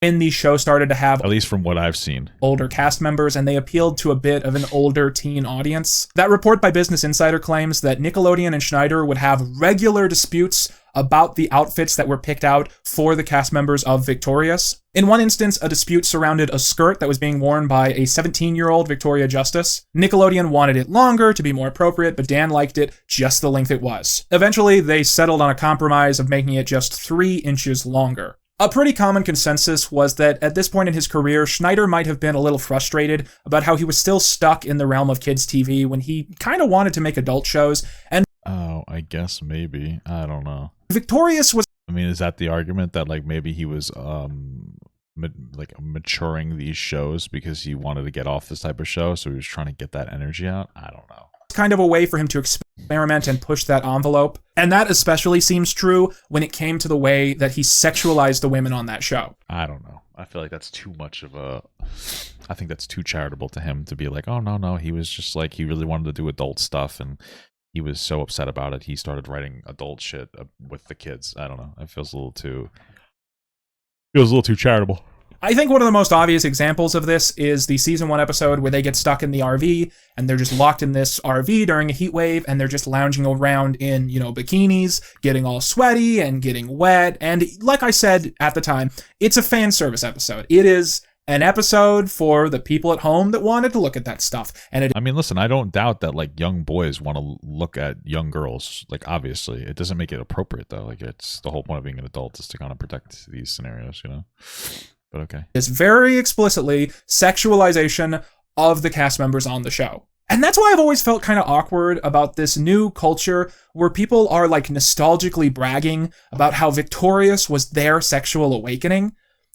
I mean, listen, dude, you get your goon, I guess, on like whatever. I imagine they were kids at the time, so for them, again, they're looking at it through like the lens of a kid of like, oh man, I remember Victorious, like that was my sexual awakening. Like, oh, I don't really fault those people necessarily, but okay. That's probably what they were going for, and that's not good. I don't like that. Obviously, the crossover between sexualization and innuendo is kind of big, and, there's a bunch of stuff that could fall into one or the other.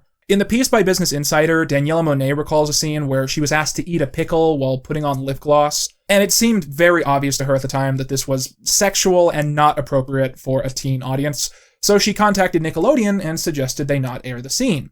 And she was overruled, and the scene aired anyways. In Daniela's eyes, the show was mostly wholesome and funny, but these sexual moments did happen from time to time, and she personally blamed the male-dominated writer's room.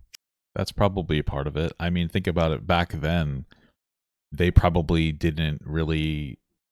they probably looked at these 18-year-old teenagers as like, oh, adult enough.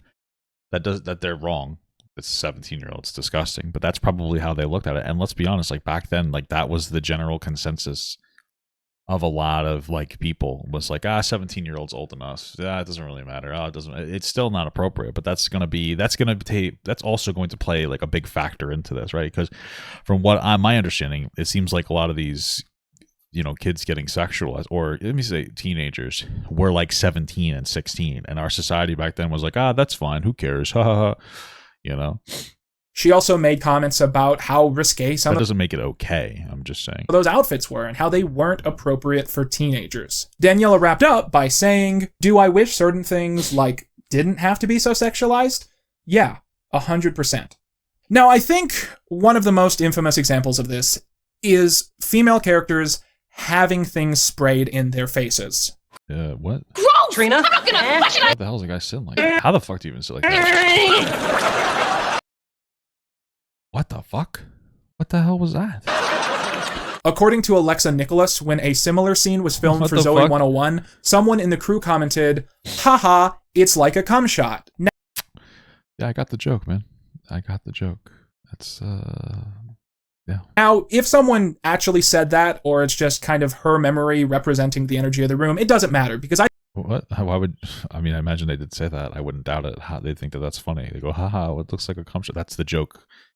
I wouldn't doubt somebody said that. And if they were brazen enough to write that in the script, I imagine somebody would be brazen enough to say that. I think the intent is certainly there. Now, I think the final example I want to bring up of these inappropriate jokes are the various scenes in Victorious where we see adult characters interact with the teenagers and make some kind of comment about the age of consent. What? So, what's your name? I'm 16. Later. Oh, well, I guess that's the right reaction to have. Hey, are you in college yet? Bye. What the fuck? Oh, were they hitting on them? It's a little weird to write that in. This is a very common thing in those early seasons. The 17-year-old characters, played by 17-year-old actors, are constantly having adult characters, played by adult actors, comment on how hot they are. Let me see this girl who, whoa, that is quite... And it's at this point that I feel I must remind everyone of this especially weird clip from an extended DVD edit of an episode of iCarly. Okay. Ah, yeah. That's the stuff. Rub it around. You like Italian food? Oh, I mean, I thought that the scene was just kind of like weirdly funny cringe until he asked him on a date. That made it weird. And yeah, it's weird to name a character for a 13-year-old after Taint. It's weird to write scenes for a kid show where someone shoots moisturizer into a woman's face. It's weird to put scenes in Victorious where you think Tori is going to get assaulted by a group of guys. It's weird to put jokes in So What the fuck? Is that a scene? What the hell? 101 about the actors going through puberty. It's weird to put jokes in Victorious where the teenage characters are so hot that the adult characters are keeping track of age of consent laws. It's very, very weird. And it might not be illegal, but it's wrong. And now that we're broaching this topic, I don't think anybody disagrees with you, man. Of allegedly sexual moments in the material of Dan Schneider, let's talk about the B-plot from Victorious, Season 1, Episode 12. Oh my god, my favorite. Kat's new boyfriend. Was Kat was the boyfriend LeBron James? So in the story, Robbie is hanging out with the gang when he notices Trina Didn't she fuck a basketball player or something? No? is surrounded by several shruggers, who worship and rub her feet in total awe. Sorry. What? What does that mean? Why would you do that? Like a cloud. It's like butter. Yeah, I know. Why? Robbie asks what's up, and Trina reveals that she now has an extremely smooth foot. Robbie asks what Great, good for you. her secret is, and she responds, Come. Is that what she says? Something like that?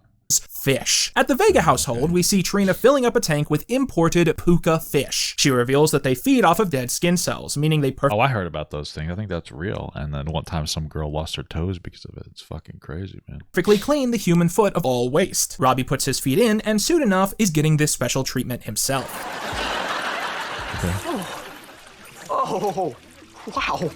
Soon Andre is recruited into the practice, followed Why? This is a whole episode Why? By Jade and Beck. Towards the end of the episode, Kat punches Tori in the face, leading them to go to the local hospital. There, they find all of their friends suffering from severe poisoning, which is the side effect of the puka fish. But feel our feet.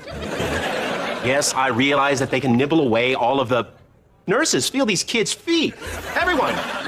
What the fuck? How uncomfortable for the actors to have their feet rubbed like that. What the fuck?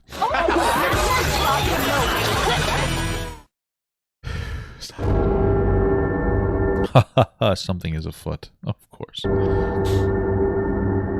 What a silly Billy. So this is kind of a third tier of the allegations made against the content produced by Dan Schneider.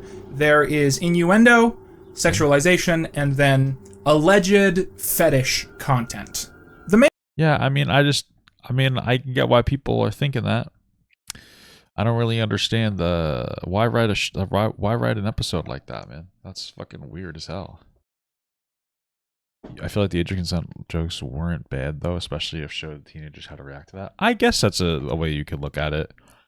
I think that when you put everything together, it gets very bizarre and suspicious, and that's where people are coming from.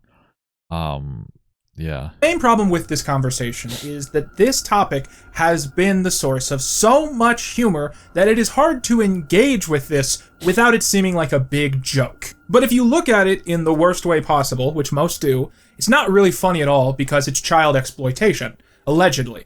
Rule 1. There's also a huge level of ambiguity with this material, which I think is the main reason it was primarily left out of the Quiet on Set documentary. But this has been a primary focus of my research ever since I started this mess. So when I was watching iCarly, I wanted to find some way to represent how over-present this issue is in Dan Schneider's material. And so I actually kept a tally, so I could come up with a number that I could then cite for this segment. And after all my research, this is the number. 28.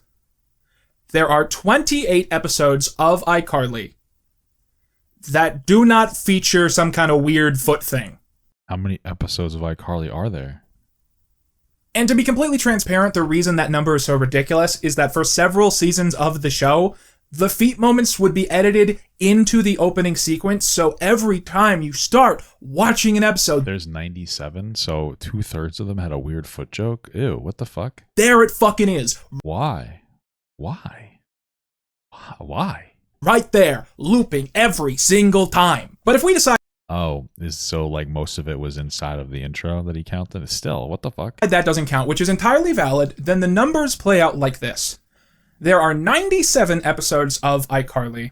About 46 of those episodes have some kind of foot reference or foot joke or foot footage. Characters get their feet massaged, some get massaged with feet. What the fuck? Foot surgery is commonly name dropped. I forgot he's having that foot surgery on Friday. Oh, what the fuck's up with this guy and feet? What is the matter with this guy? Real world kids show their feet in fan videos that are often featured. There's even a featured character named Sako who you could very easily claim is just one extended foot joke. Feet are so essential to the iCarly brand that in the episode where the Dingo channel rips them off, there is a foot reference on their pinboard of ideas to steal. And in I Go to Japan, the Japanese equivalent of iCarly has an obsession with gigantic hands. Now, there are two different perspectives to take on this topic, and I feel it is my duty to present both of these, partially because despite these being contradictory seeming, perspectives, I kind of believe both of these to some extent. It is difficult to talk about depictions. I mean, it sounds like Dan's writing foot shit into his stuff because he's a weirdo when it comes to feet. Of feet in children's media without first addressing the fact that we are in an unprecedented era of the average person on the planet being exposed to fetish culture on a daily basis against their will. Okay. Is he trying to set up... I mean, maybe I'm misreading this. Is he trying to set up the idea that people are reading too much into the feet? Or maybe he's... Okay. I'm being completely serious about this. Think about this for a second. Okay. If you were suddenly, magically, in 1991, and you had the brain of someone from 1991, your average understanding of fetishes that you don't have, that you're not into. Yeah, you're not going to really pick up on like a foot fetish back in 1991. Like, I get what you're saying there. It would go way down. And I'm not trying to be sex negative. All I'm saying is that if you were a creative person in the 90s, it's entirely possible that you might think that like fart jokes are really edgy and funny. And you might write skits where you work in a bunch of fart jokes. And then boom, 30 years later, people are accusing you of having a fart fetish. I don't know, man. Okay, so it sounds like what he's saying is that like the feet jokes might have been super edgy jokes for back then.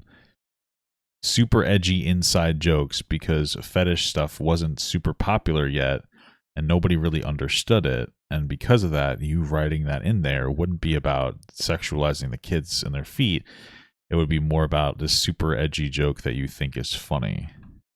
I mean, listen, I'm going to be honest with you. I appreciate like a counter perspective. For me, I think it's like refreshing to be able to consider an idea like that, but I also don't think I agree because I feel like to me it reads more as like, oh, people don't really know about foot shit. I'll write it in there because they won't get it, and I think foot stuff is hot or something. That's what it reads more like to me. But and you're like, I didn't know that was a thing back then. But now there's this huge sensitivity people have to any kind of media they see that might have a fetish if you look at it sideways. Like, oh, Junior with Arnold Schwarzenegger, that's M-Preg. The start to Harry Potter 3, that's inflation. What? Junior with Arnold Schwarzenegger, that's M-Preg. I don't think that this is an impregnancy. No, I think that there's a difference between having a guy, because a concept of like a guy having a baby is just like silly and funny and weird. The start to Harry Potter 3, that's inflation. Nobody's jacking off to that. That's not inflation. Pac-Man, that's vor. And no, man, I think that, come on. Listen, I appreciate the counter perspective and the boundaries that you said, but it seems like you're doing a little too much to defend this shit. Those are fucking kids' feet, man. It's weird as hell. No way. You're being a little bit of a goose there, brother. Okay. To give you a specific example of what I'm talking about, I think about a year ago. I get what you're talking about. I question if you believe what you're saying, because maybe he does. Maybe he actually thinks this. It's definitely not true, but maybe he actually thinks this. A SpongeBob clip went viral because it had a foot in it, and people were saying, oh, this is disgusting. What's the clip? Is a foot fetish being hidden Show me the in foot. Children's programming. And when you watched it, it was very obviously just gross out humor.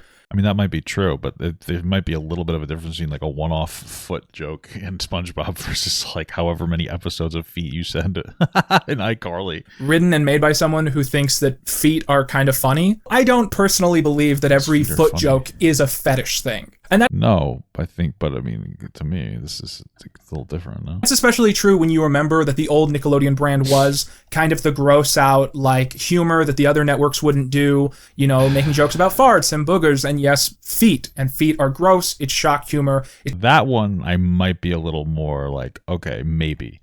I don't know if I agree with you, but like, that's a different argument of like, oh, back then feet were gross. Maybe.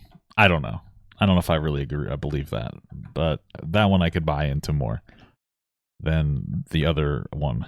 It's supposed to be for little 12-year-old kids who think that stuff is funny. And so even when it comes to iCarly, I think when I look at moments like this... I'm not here for your entertainment. I'm a foot. Leave me alone.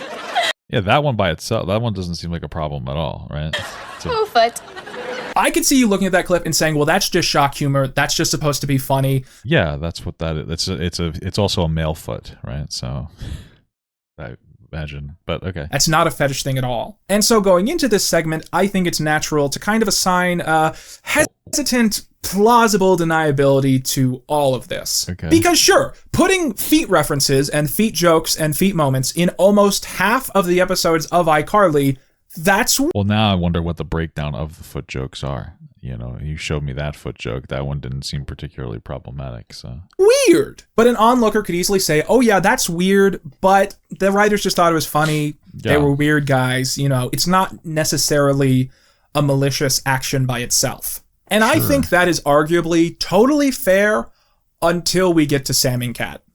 Because there is a tweet. I can't figure out whose side this guy's on. He's all over the place. That was put out by the official Sam and Cat Twitter, which is, for some reason, still up to... What is it going to be? Send me, young children, send me your feet. Freeze is going to beat us unless you send me your energy.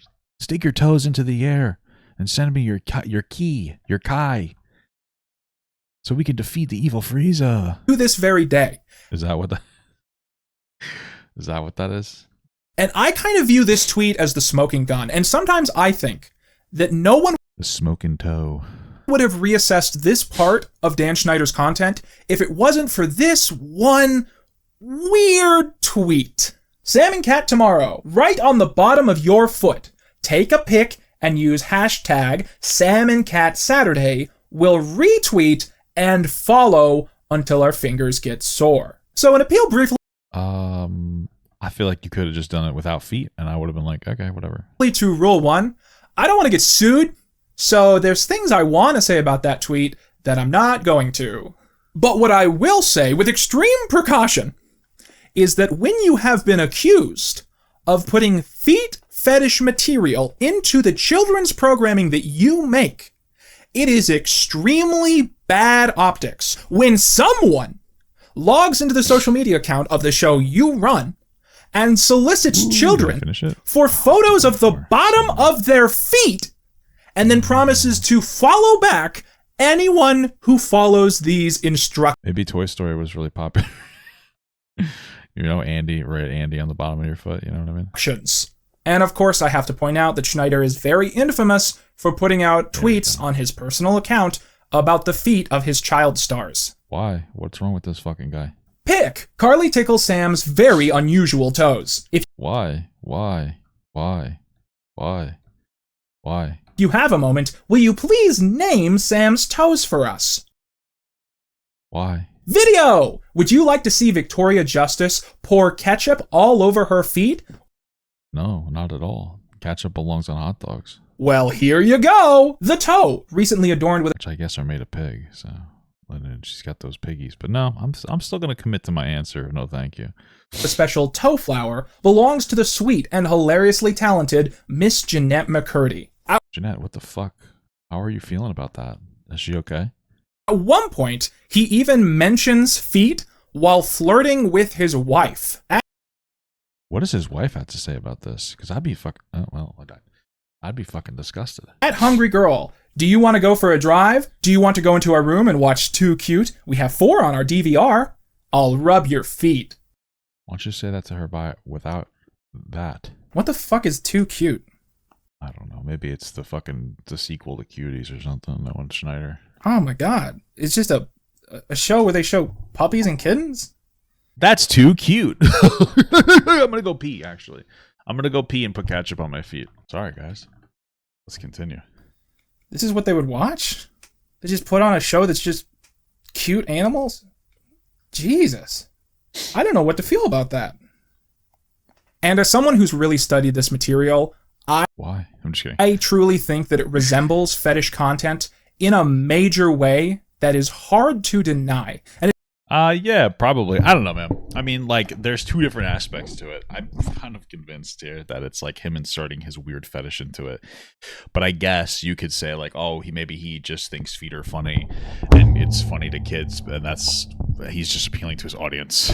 I don't know. I really just don't know. But, you know, I think adding in the weird, I don't know, like all the other stuff, there's just clearly an inappropriate boundary going on. It's not just the present. Like, I never watched iCarly, so I don't know how much of it, was like constant inappropriate jokes, you know, or if any of it ever was. No idea. Of feet. It's the focus on shots of the bottom of the foot, of kids using their feet to do tasks, videos of bass. When I was a kid, I used to do tasks with my feet. And I got yelled at. It was weird. Kids sticking their feet in their mouths or in their noses. Oh, that's a little weird, man. And having ketchup and slime and whatever poured onto the bottom of their feet. And the important thing is that if we do read this as fetish content, it's even worse than what we've seen so far. Because the thing about sexualizing teenagers on network television is that it was often done to appeal to the young kids watching who were going through puberty. Yeah, that I think is probably your best defense, is that like, oh, Dan Schneider didn't have a thing for feet, but Dan Schneider wanted to appeal to kids going through puberty, like horny young men, or horny teenage boys. And like he thought that this would do it, so he would do it, you know? And it wasn't a Nickelodeon exclusive thing. It wasn't good, but it wasn't something that Nickelodeon invented. But the thing about feet fetishes is that they are not typically something you imagine as being on the wavelength of the average kid, and especially not the average kid. Maybe, I don't know, man. I'm a gooner, so I mean, I probably would have been into it back when these shows were on the air. And if this is all a misunderstanding, if this is all just rumors and people making up claims and people not understanding these scenes, it is again very bad optics that there is a character in Victorious who seems to personify all of the worst allegations against Dan Schneider. You know, maybe I should just go. Very well. But first, I'd like a foot massage. What? I'm not giving you a foot massage. I have embarrassing photos of you. What? What the fuck? What kind of embarrassing? I watched iCarly. It's really not that bad, but it's more Victoria, Sam, and Kat and Zoe 101. Okay.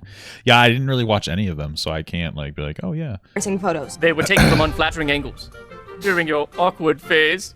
Well, where are they? You'll see when I post them on my blog. No, why would you do that? Because you refuse to give me a foot massage. But I don't see why... Oh yeah, Christopher Kane has an obsession with feet, and he asks women on the Victoria set to give him massages, and he threatens people if he doesn't get what he wants, and he embarrasses people on his public blogs. But those are just like jokes, man. Don't read too far into any of that. The thing is that due to my due diligence, I took a lot of notes about this topic, and I have a lot of weird clips I could show, specific examples of this, that kind of thing. But at some point, I get worried that people will think that it's funny, or that I will literally be uploading, like, from some vantage point, just a compilation of child exploitation. So I don't think there's a lot more I could say about the feet thing. I guess one of the final things I have to say is that there are truly some days where I think about this and I look at some of these clips, and I'm not totally completely sure that Dan Schneider does have a foot fetish. Because I think it could be possible that he's just this really eccentric guy who just really thinks feet are the funniest thing on the planet. I guess. I mean, it's possible. I don't know. In such an over-exaggerated way that it just comes across weird. I'm sure he fucking comes weird, so. To modern audiences. But when I was watching the show, I thought this stuff was easily the most disturbing material I came across. And I think that most days, I find it impossible to believe that this stuff is 100% innocent. I think this shit shouldn't have been made. I think this shit is very bad. Okay. And I guess that's the short of it. Part 4. Bad actors on set. Part 4. I can't get to finish this objective. Oh, yeah. So when we're talking about the general work environment of some of these shows, and not just the actions of one man, there are a couple other people that we need to briefly talk about. Starting off with the two least severe and probably most obscure. We know now that Sam and Cat was allegedly canceled on paper because of a sexual harassment allegation against one of the producers. We're pretty sure this wasn't Dan Schneider, but we don't know a lot of details outside of that. Secondly, we know that a writer on iCarly in his 30s started dating Jeanette McCurdy almost directly after she turned 18. But what the fuck? That's fucking weird as hell. The most infamous problems came during the early years of Schneider's work, during the production of All That and its spin-off, The Amanda Show. So Jason Handy was a production assistant on these shows, and one of his main jobs was he would hang out with the kids and he would help them get from place to place, kind of take them around the set. Jason was known to be very friendly with all the kids on set. He supposedly had very positive energy, and no one really suspected him of anything. But in private, Jason Handy was a self-described pedophile. Jason What the fuck?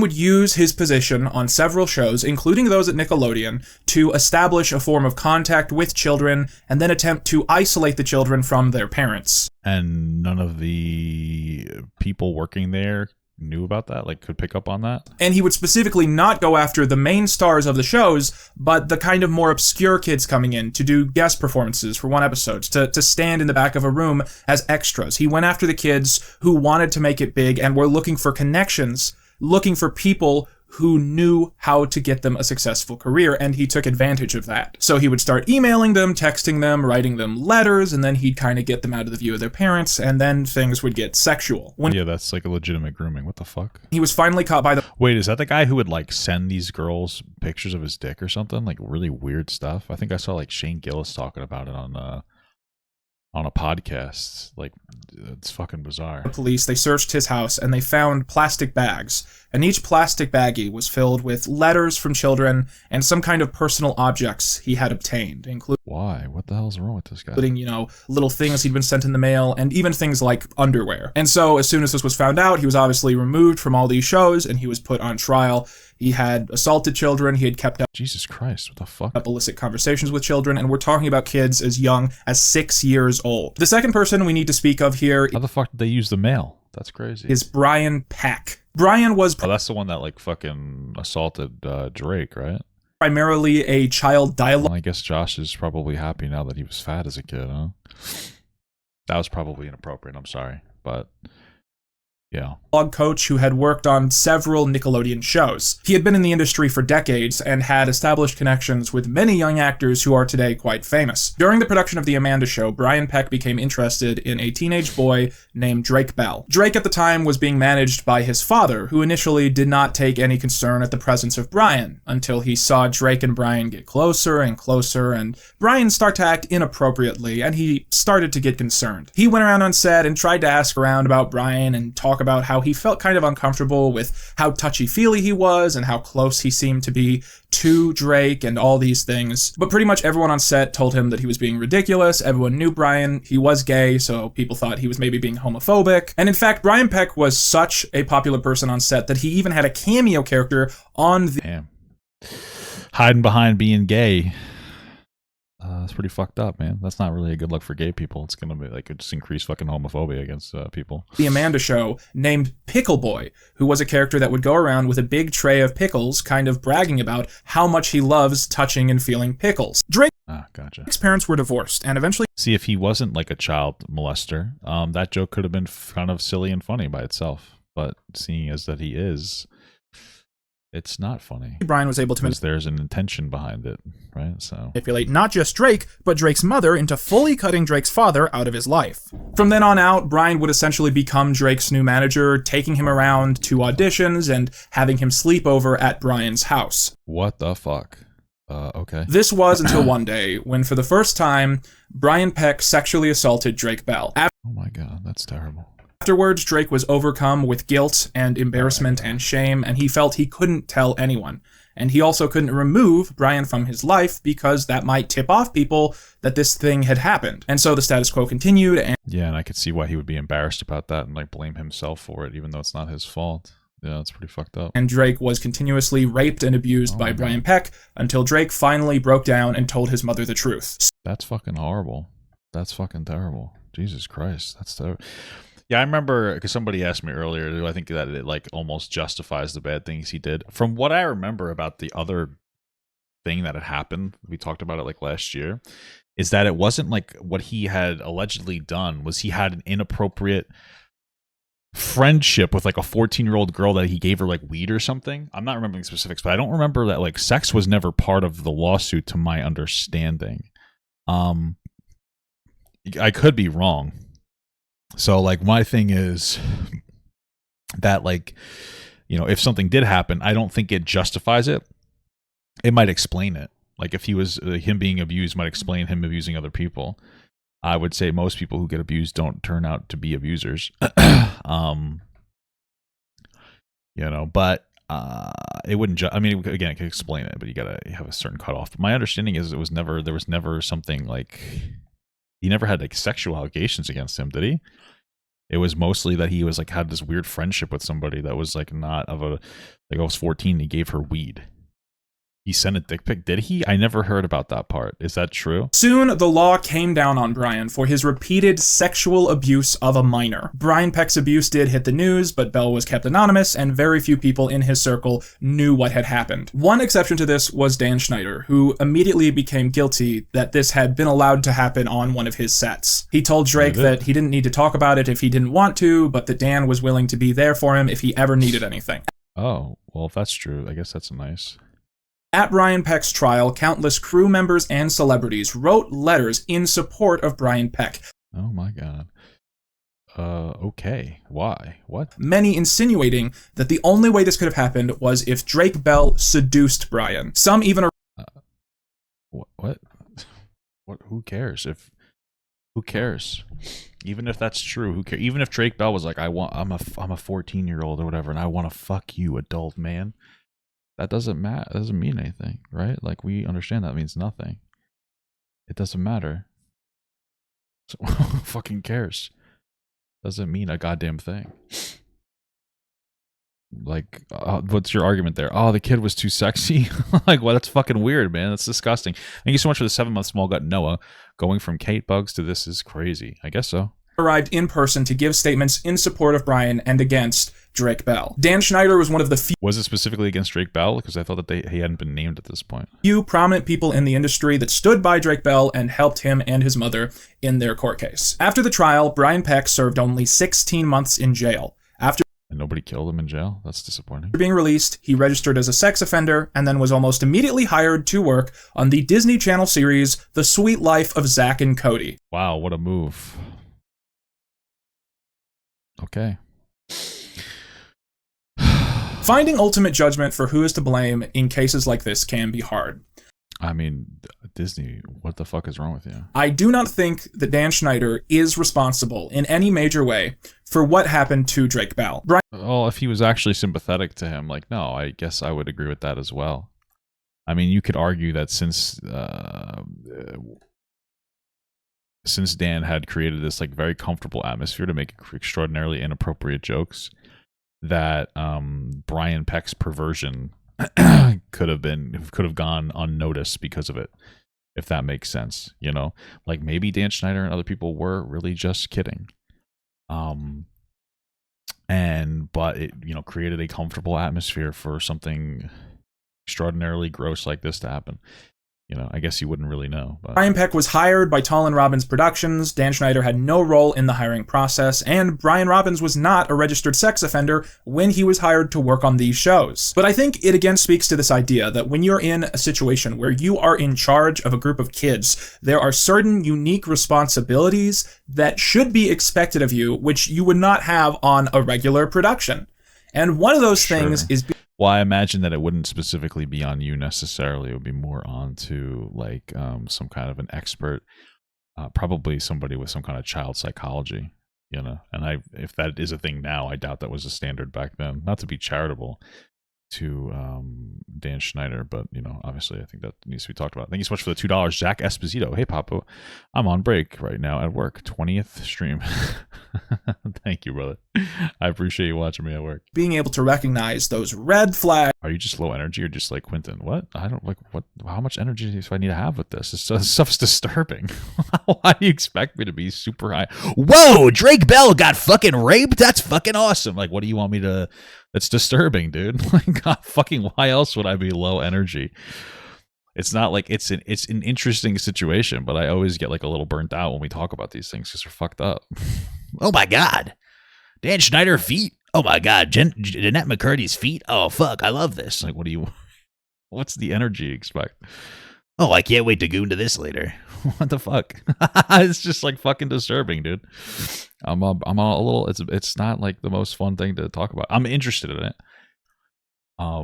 But yeah, you know, like if I get like super emotionally riled up, like it's not going to help me. It's not going to be like a productive thing. You know, I'm not trying to get some kind of secondhand trauma from the scenario. Keep a fucking distance. That's how you should all engage with this, because people engage in secondhand trauma with this kind of stuff all the time. And it's like actually very fucked up. You have to be careful of not doing that. Of potential abuse. If you're going after women in your writer's room because they harsh the vibe, because they're dumb, or because you think they're reporting you to the Writers Guild of America, then I don't think it's an unreasonable expectation that you're kind of paying attention to what the men on your set are getting up to and kind of how they're acting and how they're interacting with some of these kids. But I do also think that if it were a teacher or a principal or sorry, I didn't mean to be too mean to you, or a counselor who had missed some of these red flags, I would not give them a lifetime judgment for that mistake. But what these stories certainly represent is that all of this matches very closely with that classic Nickelodeon standard of move fast, break things, and apologize 20 years later. There are based alert. 2 other things I want to talk about really quickly on this subject. The first is that I've had a lot of people try to pitch to me ways where you could read Dan Schneider's actions in this situation as like secretly malicious, like it was an example of his misogyny or his special treatment of his special star. I mean, I wouldn't doubt it. I wouldn't doubt that like this is a guy. He probably liked the guy. And he was probably more charitable in hand waving away some incredibly suspicious behavior. Yeah, I wouldn't doubt that. But if that's what he's referring to, like, yeah, that's totally plausible. The thing is, I think it's kind of a strange ordeal to want to believe that every single action Dan ever made in his entire life was secretly evil, because I think the narrative you spin when you go down that path is that if Dan Schneider ever did anything good or nice or justifiable, that forgives the other stuff, and it absolutely doesn't. Just because Dan Schneider did the right thing in the Drake Bell case doesn't mean he doesn't deserve any criticism for all the other stuff we've talked about in this video. And the other thing I want to talk about is that it is so very obvious to me that the Quiet on Set documentary by Investigation Discovery absolutely lets Drake Bell off the hook when it comes to his own misconduct with minors. The cycle of abuse is a real thing, and it is tragic in a big way. But when Drake Bell was sexting 15-year-olds... Was he sexting a 15-year-old? Am I wrong about that? Drake Bell sexting 15-year-old. Is that true? The victim, then a 15-year-old girl from Canada, shared an impact statement during the Bell sentencing hearing that year allegedly that Bell had groomed, sexually assaulted, and sent her explicit messages. I don't know. It's very complicated. I just guess I'm just misremembering. There's so much interesting information. But if it is the case that he did sexually abuse or at least try to sexually abuse a child, yeah, he shouldn't get off the hook for that. I understand. We can be empathetic and be like, oh, you were molested as a kid. That's terrible. That has an impact on you. And we should look at that so that we can kind of engage forward and figure out how to make more kids safe. But at the end of the day, if you do something like that, you shouldn't be let off the hook. He was in his damn 30s, okay? So he is absolutely responsible for his actions. And I think it's a little too soon when he goes to trial and is sentenced, 3 years ago, that now everybody magically thinks that didn't happen. And the reason that the Quiet on Set documentary doesn't really go down that path or look at that angle is ironically the same bias that I think affects how a lot of the people that worked with Dan Schneider... Well, it's because it doesn't sell the story the right way, right? So, the reason that they're not going to talk about it like that... Well, for one thing is I don't think that the actual lawsuit had that in it, specifically. He was charged with child endangerment because I think he sold the kid weed or something. But it also doesn't make for, Drake is, in that framing, supposed to be the hero of the story, so you obviously wouldn't bring up that part, Schneider kind of look at this stuff, which is that basically... if Drake Bell hadn't worked with the Quiet on Set documentary crew, they wouldn't have a finished documentary. I think the first episode of that documentary and even parts of the final episode... Yeah, that's actually a good point, too. ...are so very clearly stitched together and, missing stuff. And if they didn't have the Drake Bell interviews, it would be an absolute mess of a documentary. So they don't want to criticize Drake Bell for his own actions. And I think that's the same reason a lot of people in the industry...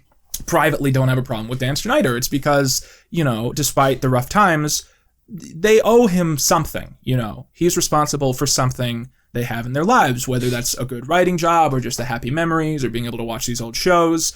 And, it's just ironic to me that same bias of not wanting to go after this guy that you feel like you kind of owe to some extent is very clearly present in the Quiet on Set documentary. Because I fully believe that not only does Drake Bell deserve to be criticized for what he got caught doing, not even what he did, what he got caught doing, not only does he deserve to be criticized for that, in some cases he deserves to be made fun of it, and I don't regret making jokes about it, because this is a man in his 30s sexting 15-year-olds. It's not something you just sweep under the rug with a 30-second quote. To quickly get his caught back up to the present, in 2014, Dan Schneider was allegedly investigated for allegations of the on-set atmosphere on the show Sam and Cat. Well, that's good. He should get...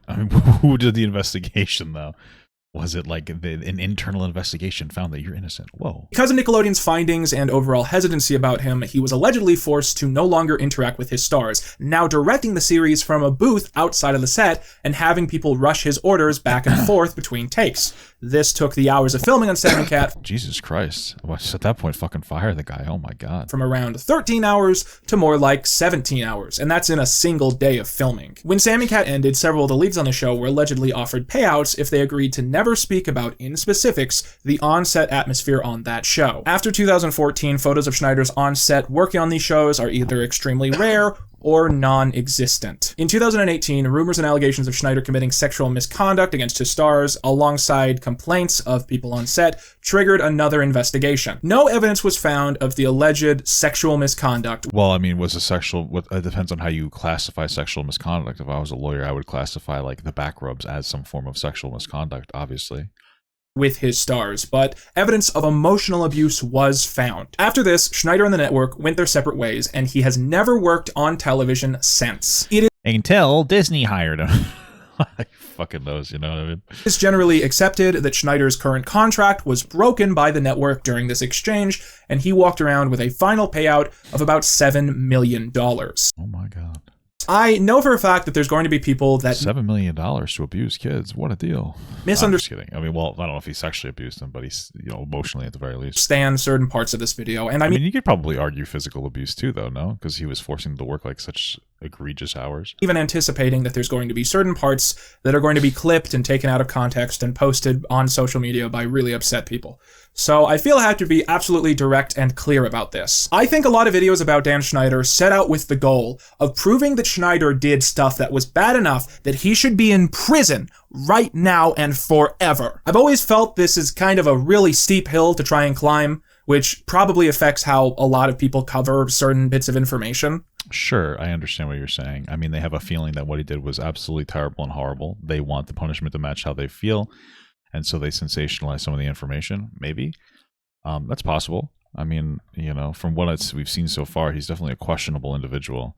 I think a lot of it boils down to like workplace culture that was unfortunately acceptable, you know, back, you know, a decade or so ago. You know, it's a terrible thing. So for me, my only goal over the last 3 years has been to try and prove that not only was it justified to fire Dan Schneider in 2018, he arguably should have been fired far before then. And at this point, probably, unless hell freezes over or the Daily Wire has a really stupid idea, Dan Schneider will never work in television again. I think this is for the best. Dan Schneider needs to go back to working in television like Drake Bell needs to go back to touring high schools around the country with his band. Part 5. Okay. Why this all matters. When I first started rewatching I mean, the biggest reason why all this matters is because it really should be a conversation about how fucked up the situation is, right? I mean, that's the simplest really thing to say. Charlie, all those years ago, for this series, one of the first takes that I came up with was so immediately controversial with everyone around me that I knew I had to hold on to it until this video. So here it is. This is my take. I think that Spencer Shea is a Dan Schneider stand-in.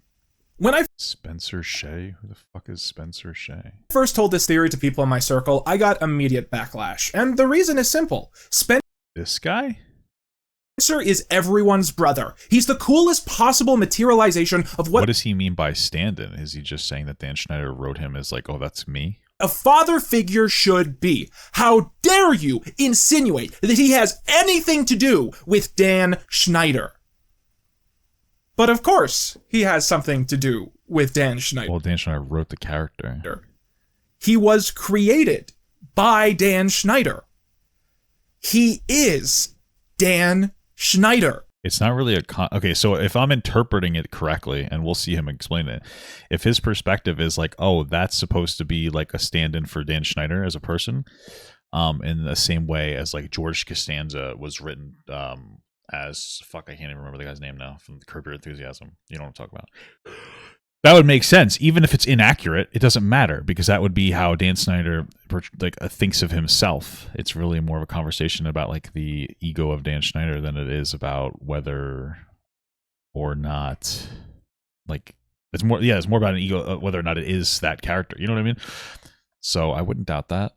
But the way he says it, it comes off as like very. The way he says it, it sounds to me like he's saying that the actor himself is a stand-in for Dan Schneider, and that is like, oh, confusing. The way he portrays it is the confusing part. It's nothing else. That's really all it is. So yeah. Think about it. Who is Spencer? Well, he's an artist. He's a creative, but he's rejected from the circles of other adult creatives. And so with whom does he bide his time? Well, with the young creatives, the little kids who are so serious about their craft that they have decided that they are essentially the honorary adults in the room. And so Spencer has decided that he is fine with becoming the honorary cool kid. And so he spends all of his time fraternizing with the honorary adults, and he comforts them and he tells them, hey, you're like me and I'm like you. And when you look at these scenes, sometimes it doesn't seem like things are okay. Sometimes these kids are in explicit danger because of Spencer's impulsivity. And other times, there's not really any evidence that anything super bad is happening. But does that really make it all okay? And when you watch scenes like this...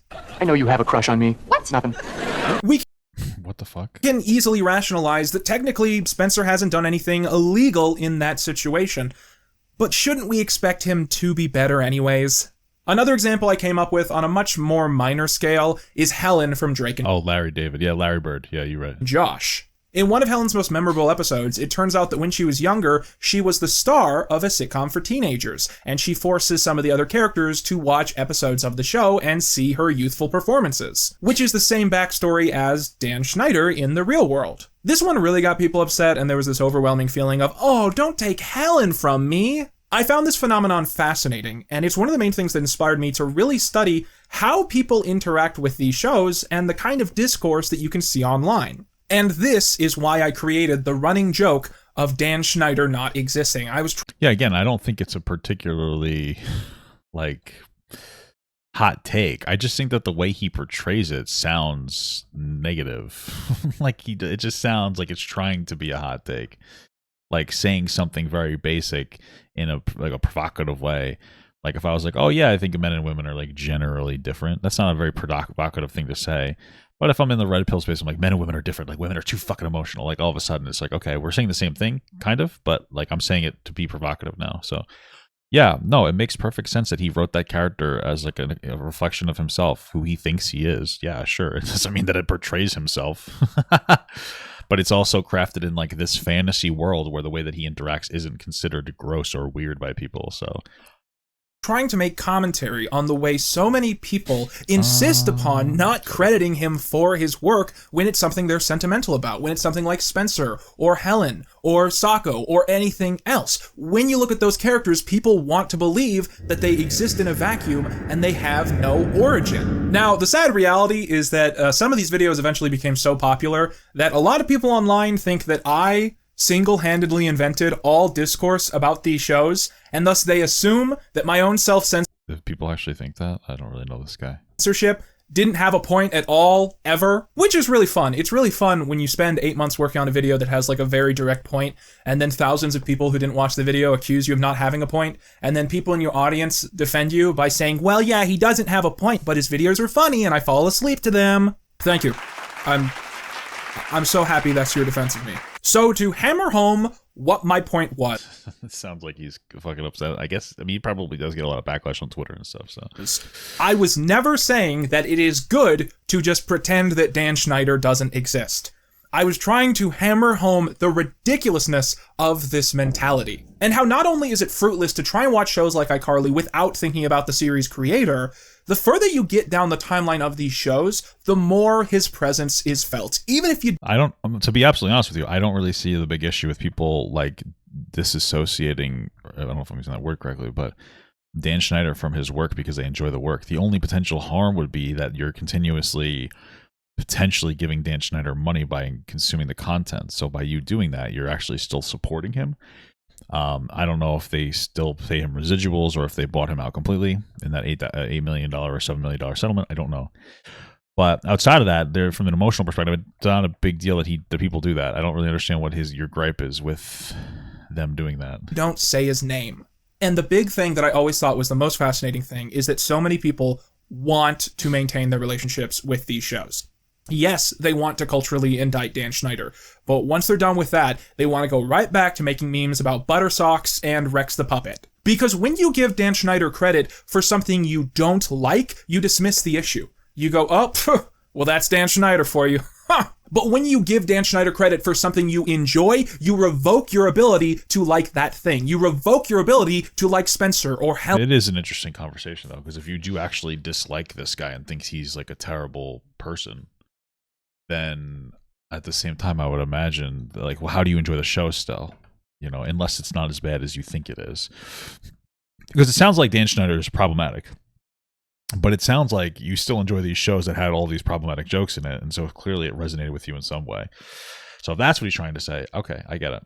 I think that's reasonable. Or anyone else from these shows. And I guess the big conversation we have to have is this wrong? And the thing is, I went into this series with a pre-decided answer to that question. I opened up a Google Doc during one of my first writing sessions, and it was, a draft of the script for this video.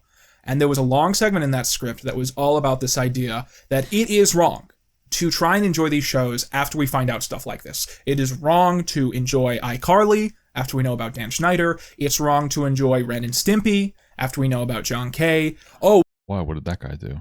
I'm confused. What the fuck? What next? Are we going to reboot Lil Bill? How about that, Nickelodeon? Are we going to get a new season of Lil Bill? Oh, because Bill Cosby raped women. Yeah, true. But as time passed, two big things happened. First of all, I think I became a little bit less pretentious. And second of all, like I've said, I got sucked into the gravitational pull of this collapsing star. And I don't know what the hell the right answer is anymore.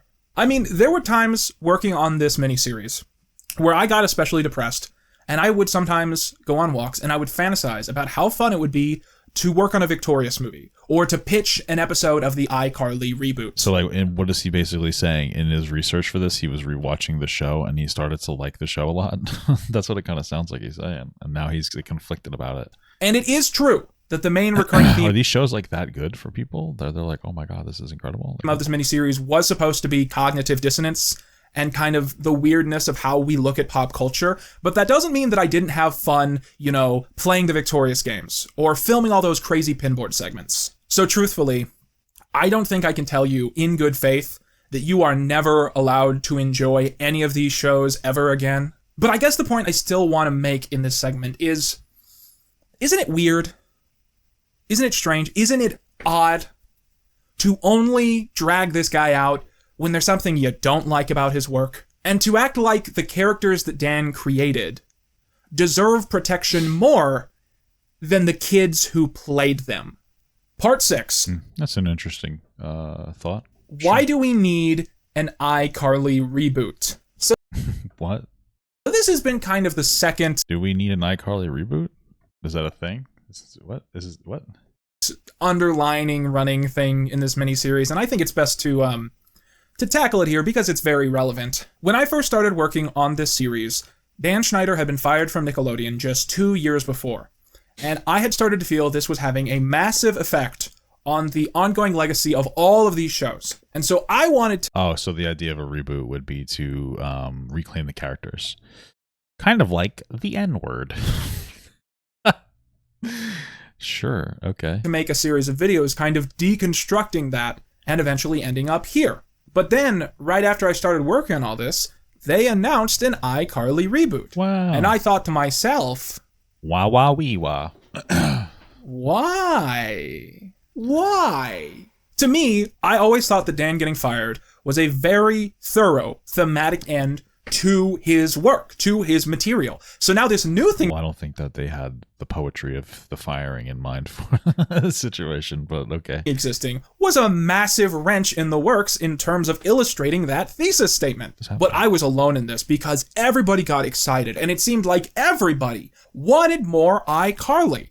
And that was one of the big things that made me realize that I was not on the same page about... Bro, what is up? Like, why the fuck are these things so popular to people? I don't really understand it. Like, people really shitting their pants over how fuck are these shows. I don't get it. What the fuck? There was an iCarly reboot already. Well, I guess he wrote this at a time where there wasn't. So now it's just part of the video. This topic. Was it any good? Was it any good? I don't know. As everybody else. And I have constantly asked myself this question. Why was the specific moment where I decided to make a series of videos analyzing the downfall of Dan Schneider the exact same moment where they rebooted his most popular work? And it was only in the last 6 months that I finally came up with an answer that I think makes sense, at least to me. And that is that to some extent, I am wrong to say that 100% of the legacy of the half this video seems to be this guy fucking coping about people's perspective of his, I guess, previous take about the situation or something. Shows should go to Dan Schneider, because that is very dismissive of some of the younger people who have had to live with the reality of these brands of these shows. I am wrong to say that 100% of the legacy of these shows should go to Dan Schneider, because that is very dismissive of some of the younger people who have had to live with the reality of these brands being their life story. For instance, if you're going to credit one person with the legacy of Good Burger, it probably should be Kel Mitchell. Because sure, he didn't write the original sketch, he didn't write the movie, he didn't work on any of these adaptations. Well, I mean, he played the actor, though, no? But, you know, it's Kel Mitchell. He's the reason that the material works. And that's a reality that he has to live with when he goes out on the street and random people start talking to him. So I think that he has every right in the world to reclaim that character and keep using him. And to some extent, I think the kids from iCarly are the kids from iCarly, and there's nothing they can really do to change that, at least for most of them. I think for them, the iCarly reboot was probably a chance to say, this is what our lives are going to be, whether we like that or not. This brand, this show, iCarly. But at least we should be given a chance to reclaim the brand, reclaim our lives, and make this something worth being known for. And I think when you look at it that way, not only does it make sense, but the same can probably be said for a lot of you. The reason that shows like iCarly and Victorious were so successful was because you were there. You are the sole reason that those shows made it in the first place. I guess. This is like a weird, I don't know, man. It seems like kind of a cope. I guess people are upset with them too that much. And I think at the end of the day, the way that you consume media is kind of your own business. But all I hope is that in the future, when you're thinking about some of these shows, you sometimes just really quickly think to yourself, was it worth it? Was the hurt that so many of these kids went through, was it worth it so that you could be entertained? Yes. I'm just kidding. I've never watched the show. And I think just asking yourself that question will do a lot in establishing where we need to go from here. Where do we need to go? Part 7. Dan Schneider, the Fall Guy. Oh, the popular hit video game Fall Guys that was popular for a little bit and then fell off. Kind of like Papa Gut. So this is probably going to be the part of the video that people misconstrue the easiest. So I apologize. Oh, I guess. I mean, it's a flashy title. It kind of makes it seem like the implication there. What people are going to pick up from that is like, oh, Dan Schneider was actually kind of innocent, or at least more innocent than you're saying to us. And now you're implying that, like, because somebody else, pinned it on him, right? That's kind of what people are going to get out of that. It's the energy of this. Is if I have to kind of over-explain what I'm going for here. When I say the phrase Dan Schneider, the Fall Guy, a lot of you are probably anticipating that my thesis statement is going to be that when Dan Schneider was fired from Nickelodeon, it meant that other people who were complicit in a lot of these problems got away scot-free. No, I think most people are like, oh, you're saying he wasn't that bad. That's what I think people are hearing. And it's like, oh, they pinned everything on him. That's a very interesting topic. And for legal... I mean, maybe there's a level of truth to that, but it's because, everything was approved by someone else, an external force. So I guess there's probably a level of truth to that, I suppose. Reasons I'm going to speculate on it no further. The bigger topic that I want to talk about is the phenomenon of Dan Schneider as a cultural fall guy. And to explain this, I am now going to repeat a quote that I have seen online verbatim so many times that it's not even funny. And this is the quote. Dan Schneider is single-handedly responsible for everything that went wrong in Amanda Bynes' life. Probably not. There's a lot of different factors. Do people actually say that? Do, like, actual people say that with conviction, or is that just like an outlier? Okay. Is he though? Or is it just an easier conversation if we blame one semi-retired guy for everything instead of talking about the cultural system that consistently trades in the mental health of children for millions of dollars? The thing that always bothers me when we talk about former child stars with traumatic backstories is that we always talk about them like they're dead, like they're not going around giving interviews and hosting podcasts, and it like strips them of their autonomy in a way that I find just really irritating. But the reason it bothers me so well, yeah, I mean, I think that they're going to ignore them anyway because they have a preconceived idea of like how bad it was. But sure, much when people have these reductive 280 character takes is I just feel like are that many people saying this, or is this just like, you know, not because I want to defend Dan Schneider. It's because when you blame one guy... I don't know that you are trying to, like, exonerate him in some capacity, but I think that some of the tone of the video is going to communicate that to some people. Or one network, you ignore a much bigger problem that is still an ongoing issue. I'll give you another example. So the show Ned's Declassified School Survival... Whoa, Ned's Declassified. That's fucking sick. Guide. There's a podcast now. I liked that. I like that show. Hosted by the original stars of that show. Lindsay Shaw's hot, dude. I used to like her when I was younger, you know, and we're the same age. I actually think she's a year older than me, so don't get fucking angry at me, pussy. And Lindsay Shaw has often talked about stories on that podcast, which are kind of just things that she did and happened to her in Hollywood that are kind of suspicious and really weird. And I often see these clips go viral, and then I see people respond, "Ugh, that's Dan Schneider for you." But he didn't even work on that show. That's funny. So why is your brain hardwired to bring him up every time something like this happens? The answer is that people enjoy giving 100% of the blame for everything to Dan Schneider, because then they can think, well, Nickelodeon fired him. He doesn't work in television anymore. So now everything's okay now. But the reality is that there's probably still some kind of toxic work culture that's there, or at the very least, by putting all of the energy and autonomy and everything onto Dan Schneider, you're ignoring that there. Oh my god! I just scratched a fuck out of my head with my wedding ring. You're ignoring the fact that there could be like a lot more worse stuff going on. It's like, oh, everything's perfect now. We punished one guy, so there are no problems with child stars in Hollywood because it was all one fucking guy. Just think, if we can find some way to blame Dan Schneider on Lindsay Lohan and Britney Spears, there's so many complicated things that we won't have to think about anymore. Because this is the big thing that sticks out to me about this topic.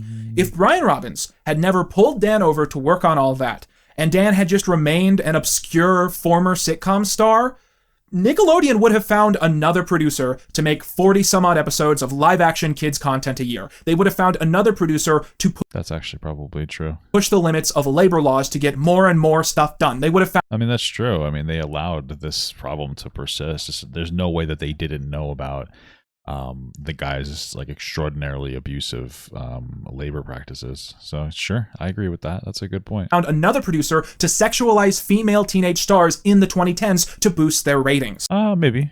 That one's slightly debatable only because it seemed like they would have a conversation about not doing that. You had the whole thing about the dress you had mentioned, and like they were trying to get him to do it longer, et cetera, et cetera, et cetera. But I generally agree with the sentiment. And here's the big question. If Jeanette McCurdy had been cast on a... Did I see that the Ned's crew got backlash for their Ned Drake joke? Yeah, I saw a little bit of it.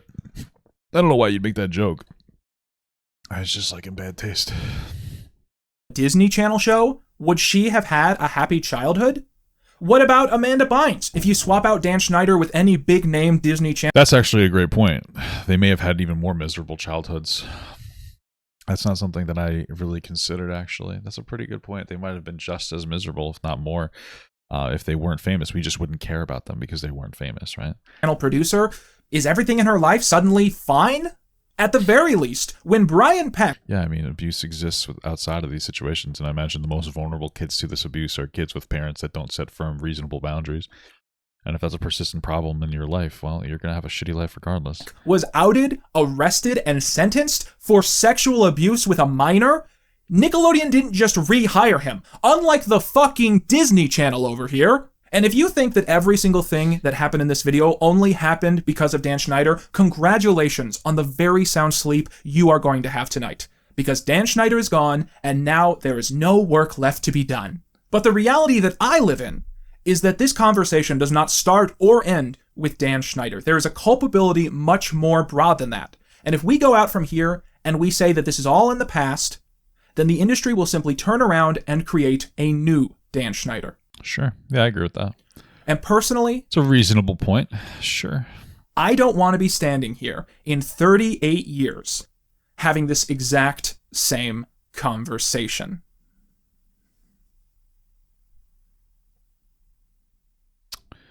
And fade to black. Okay. Why is it so black for so long? Not that I don't like the color black, okay? I love the color black. All right, it's my favorite color. All right, actually. Very artsy, I guess. I have embarrassing photos of you.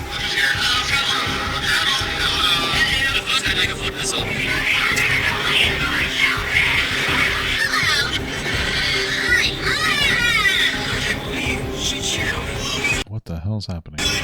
Are we rewinding to the beginning? Holy fuck, I'm gonna come.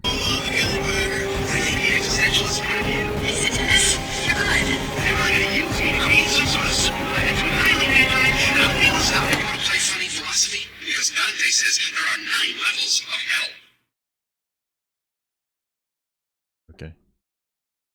Cool beans, brother. On May the 12th, 2020, it was officially announced that Head of the Class would return for a modern reboot, with Jeff Ingold and Bill Lawrence serving as executive producers, and former Zack and Cody star Phil Lewis directing most of the material. All 10 episodes of the series would premiere on HBO Max on November the 4th, 2021. Cool. I guess. I don't give a shit, but... The series features a similar premise to the original. Isabella Gomez stars as Miss Alicia Gomez, a new teacher at Meadows Creek High School who begins instructing the honors debate class. Hold on a second. Head Class. Oh, okay. It's a reboot of that show that Dan Bingle was on. Original. Isabella Gomez stars I as missed it. I was like a little confused. the honors debate class. Just like the original series, Head of the Class 2021 stakes much of its material on highbrow humor, derived from history, politics, and philosophy. Bro, you look like Pickle Rick. Only I actually have autism now. Holy fuck. I was just not expecting to hear. What the fuck was that, dude? That's fucking insane. Oh, that killed me, dude. Fucking Pickle Rick. Holy shit. Didn't he do something? Nah, he was just abusive to women, right? I don't care about that. I'm just kidding, guys. I care about them more than anybody else. I'm a fucking true champion to women. Holy fuck. one actor from the original series returned for the production. As in episode 2, it is revealed that Terrell's mother is Darlene, a classmate of the original series, played by Robin Givens in both incarnations. Although in the reboot, she only has the most fleeting of cameos. 43 days after premiering, with almost no publicity of any kind promoting the series, HBO announced that it would not be moving forwards with a second season. Damn. 1 year after that, the series was deleted from HBO Max. Oh my god, dude. That's fucking crazy. Thank you so much for the $5 from Tickle Goblin. Love the streams, Papa God. Just filed 2 dump trucks of trash bags. I'm in junk removal. Your streams keep me going. I appreciate that, brother. Very good. On occasion, the odd episode of the show might broadcast on Tubi or the Roku channel. But without some level of extreme forward thinking, there is no longer a legal way to watch Head of the Class 2021. Oh no, are you saying I'm gonna have to illegally download this fucking show if I ever cared to watch it? Oh no. While the original series was given years to that. build momentum and become a cult classic that would launch the careers of countless people, I mean, maybe part of it's probably that it just didn't hit the mark because nobody gave a shit about something like that. So I don't know if it actually would be able to build into some kind of cult classic. But okay. The reboot would only be allowed to exist for 13 months before being written off. Was this a what was this is probably towards the beginning when Dan Schneider had like a fucking the allegations and shit were coming out against him. And they're like, oh, he worked on that show. Let's not try to associate that negative energy. Perhaps, literally, with this negative energy, we enter a new age of television, where entertainment companies are run like Silicon Valley startups, operating at a loss for decades, while media is meant to have value for the second screen before the first, where growth matters more than performance, and reboots are greenlit based on name recognition alone, and then are shuttered away without pause for the effect that this has on the consumer. So, are you ready for the future? No. Yes, Because I'll tell you one thing. Tell me two things, bro. I'm not. Okay. Crazy.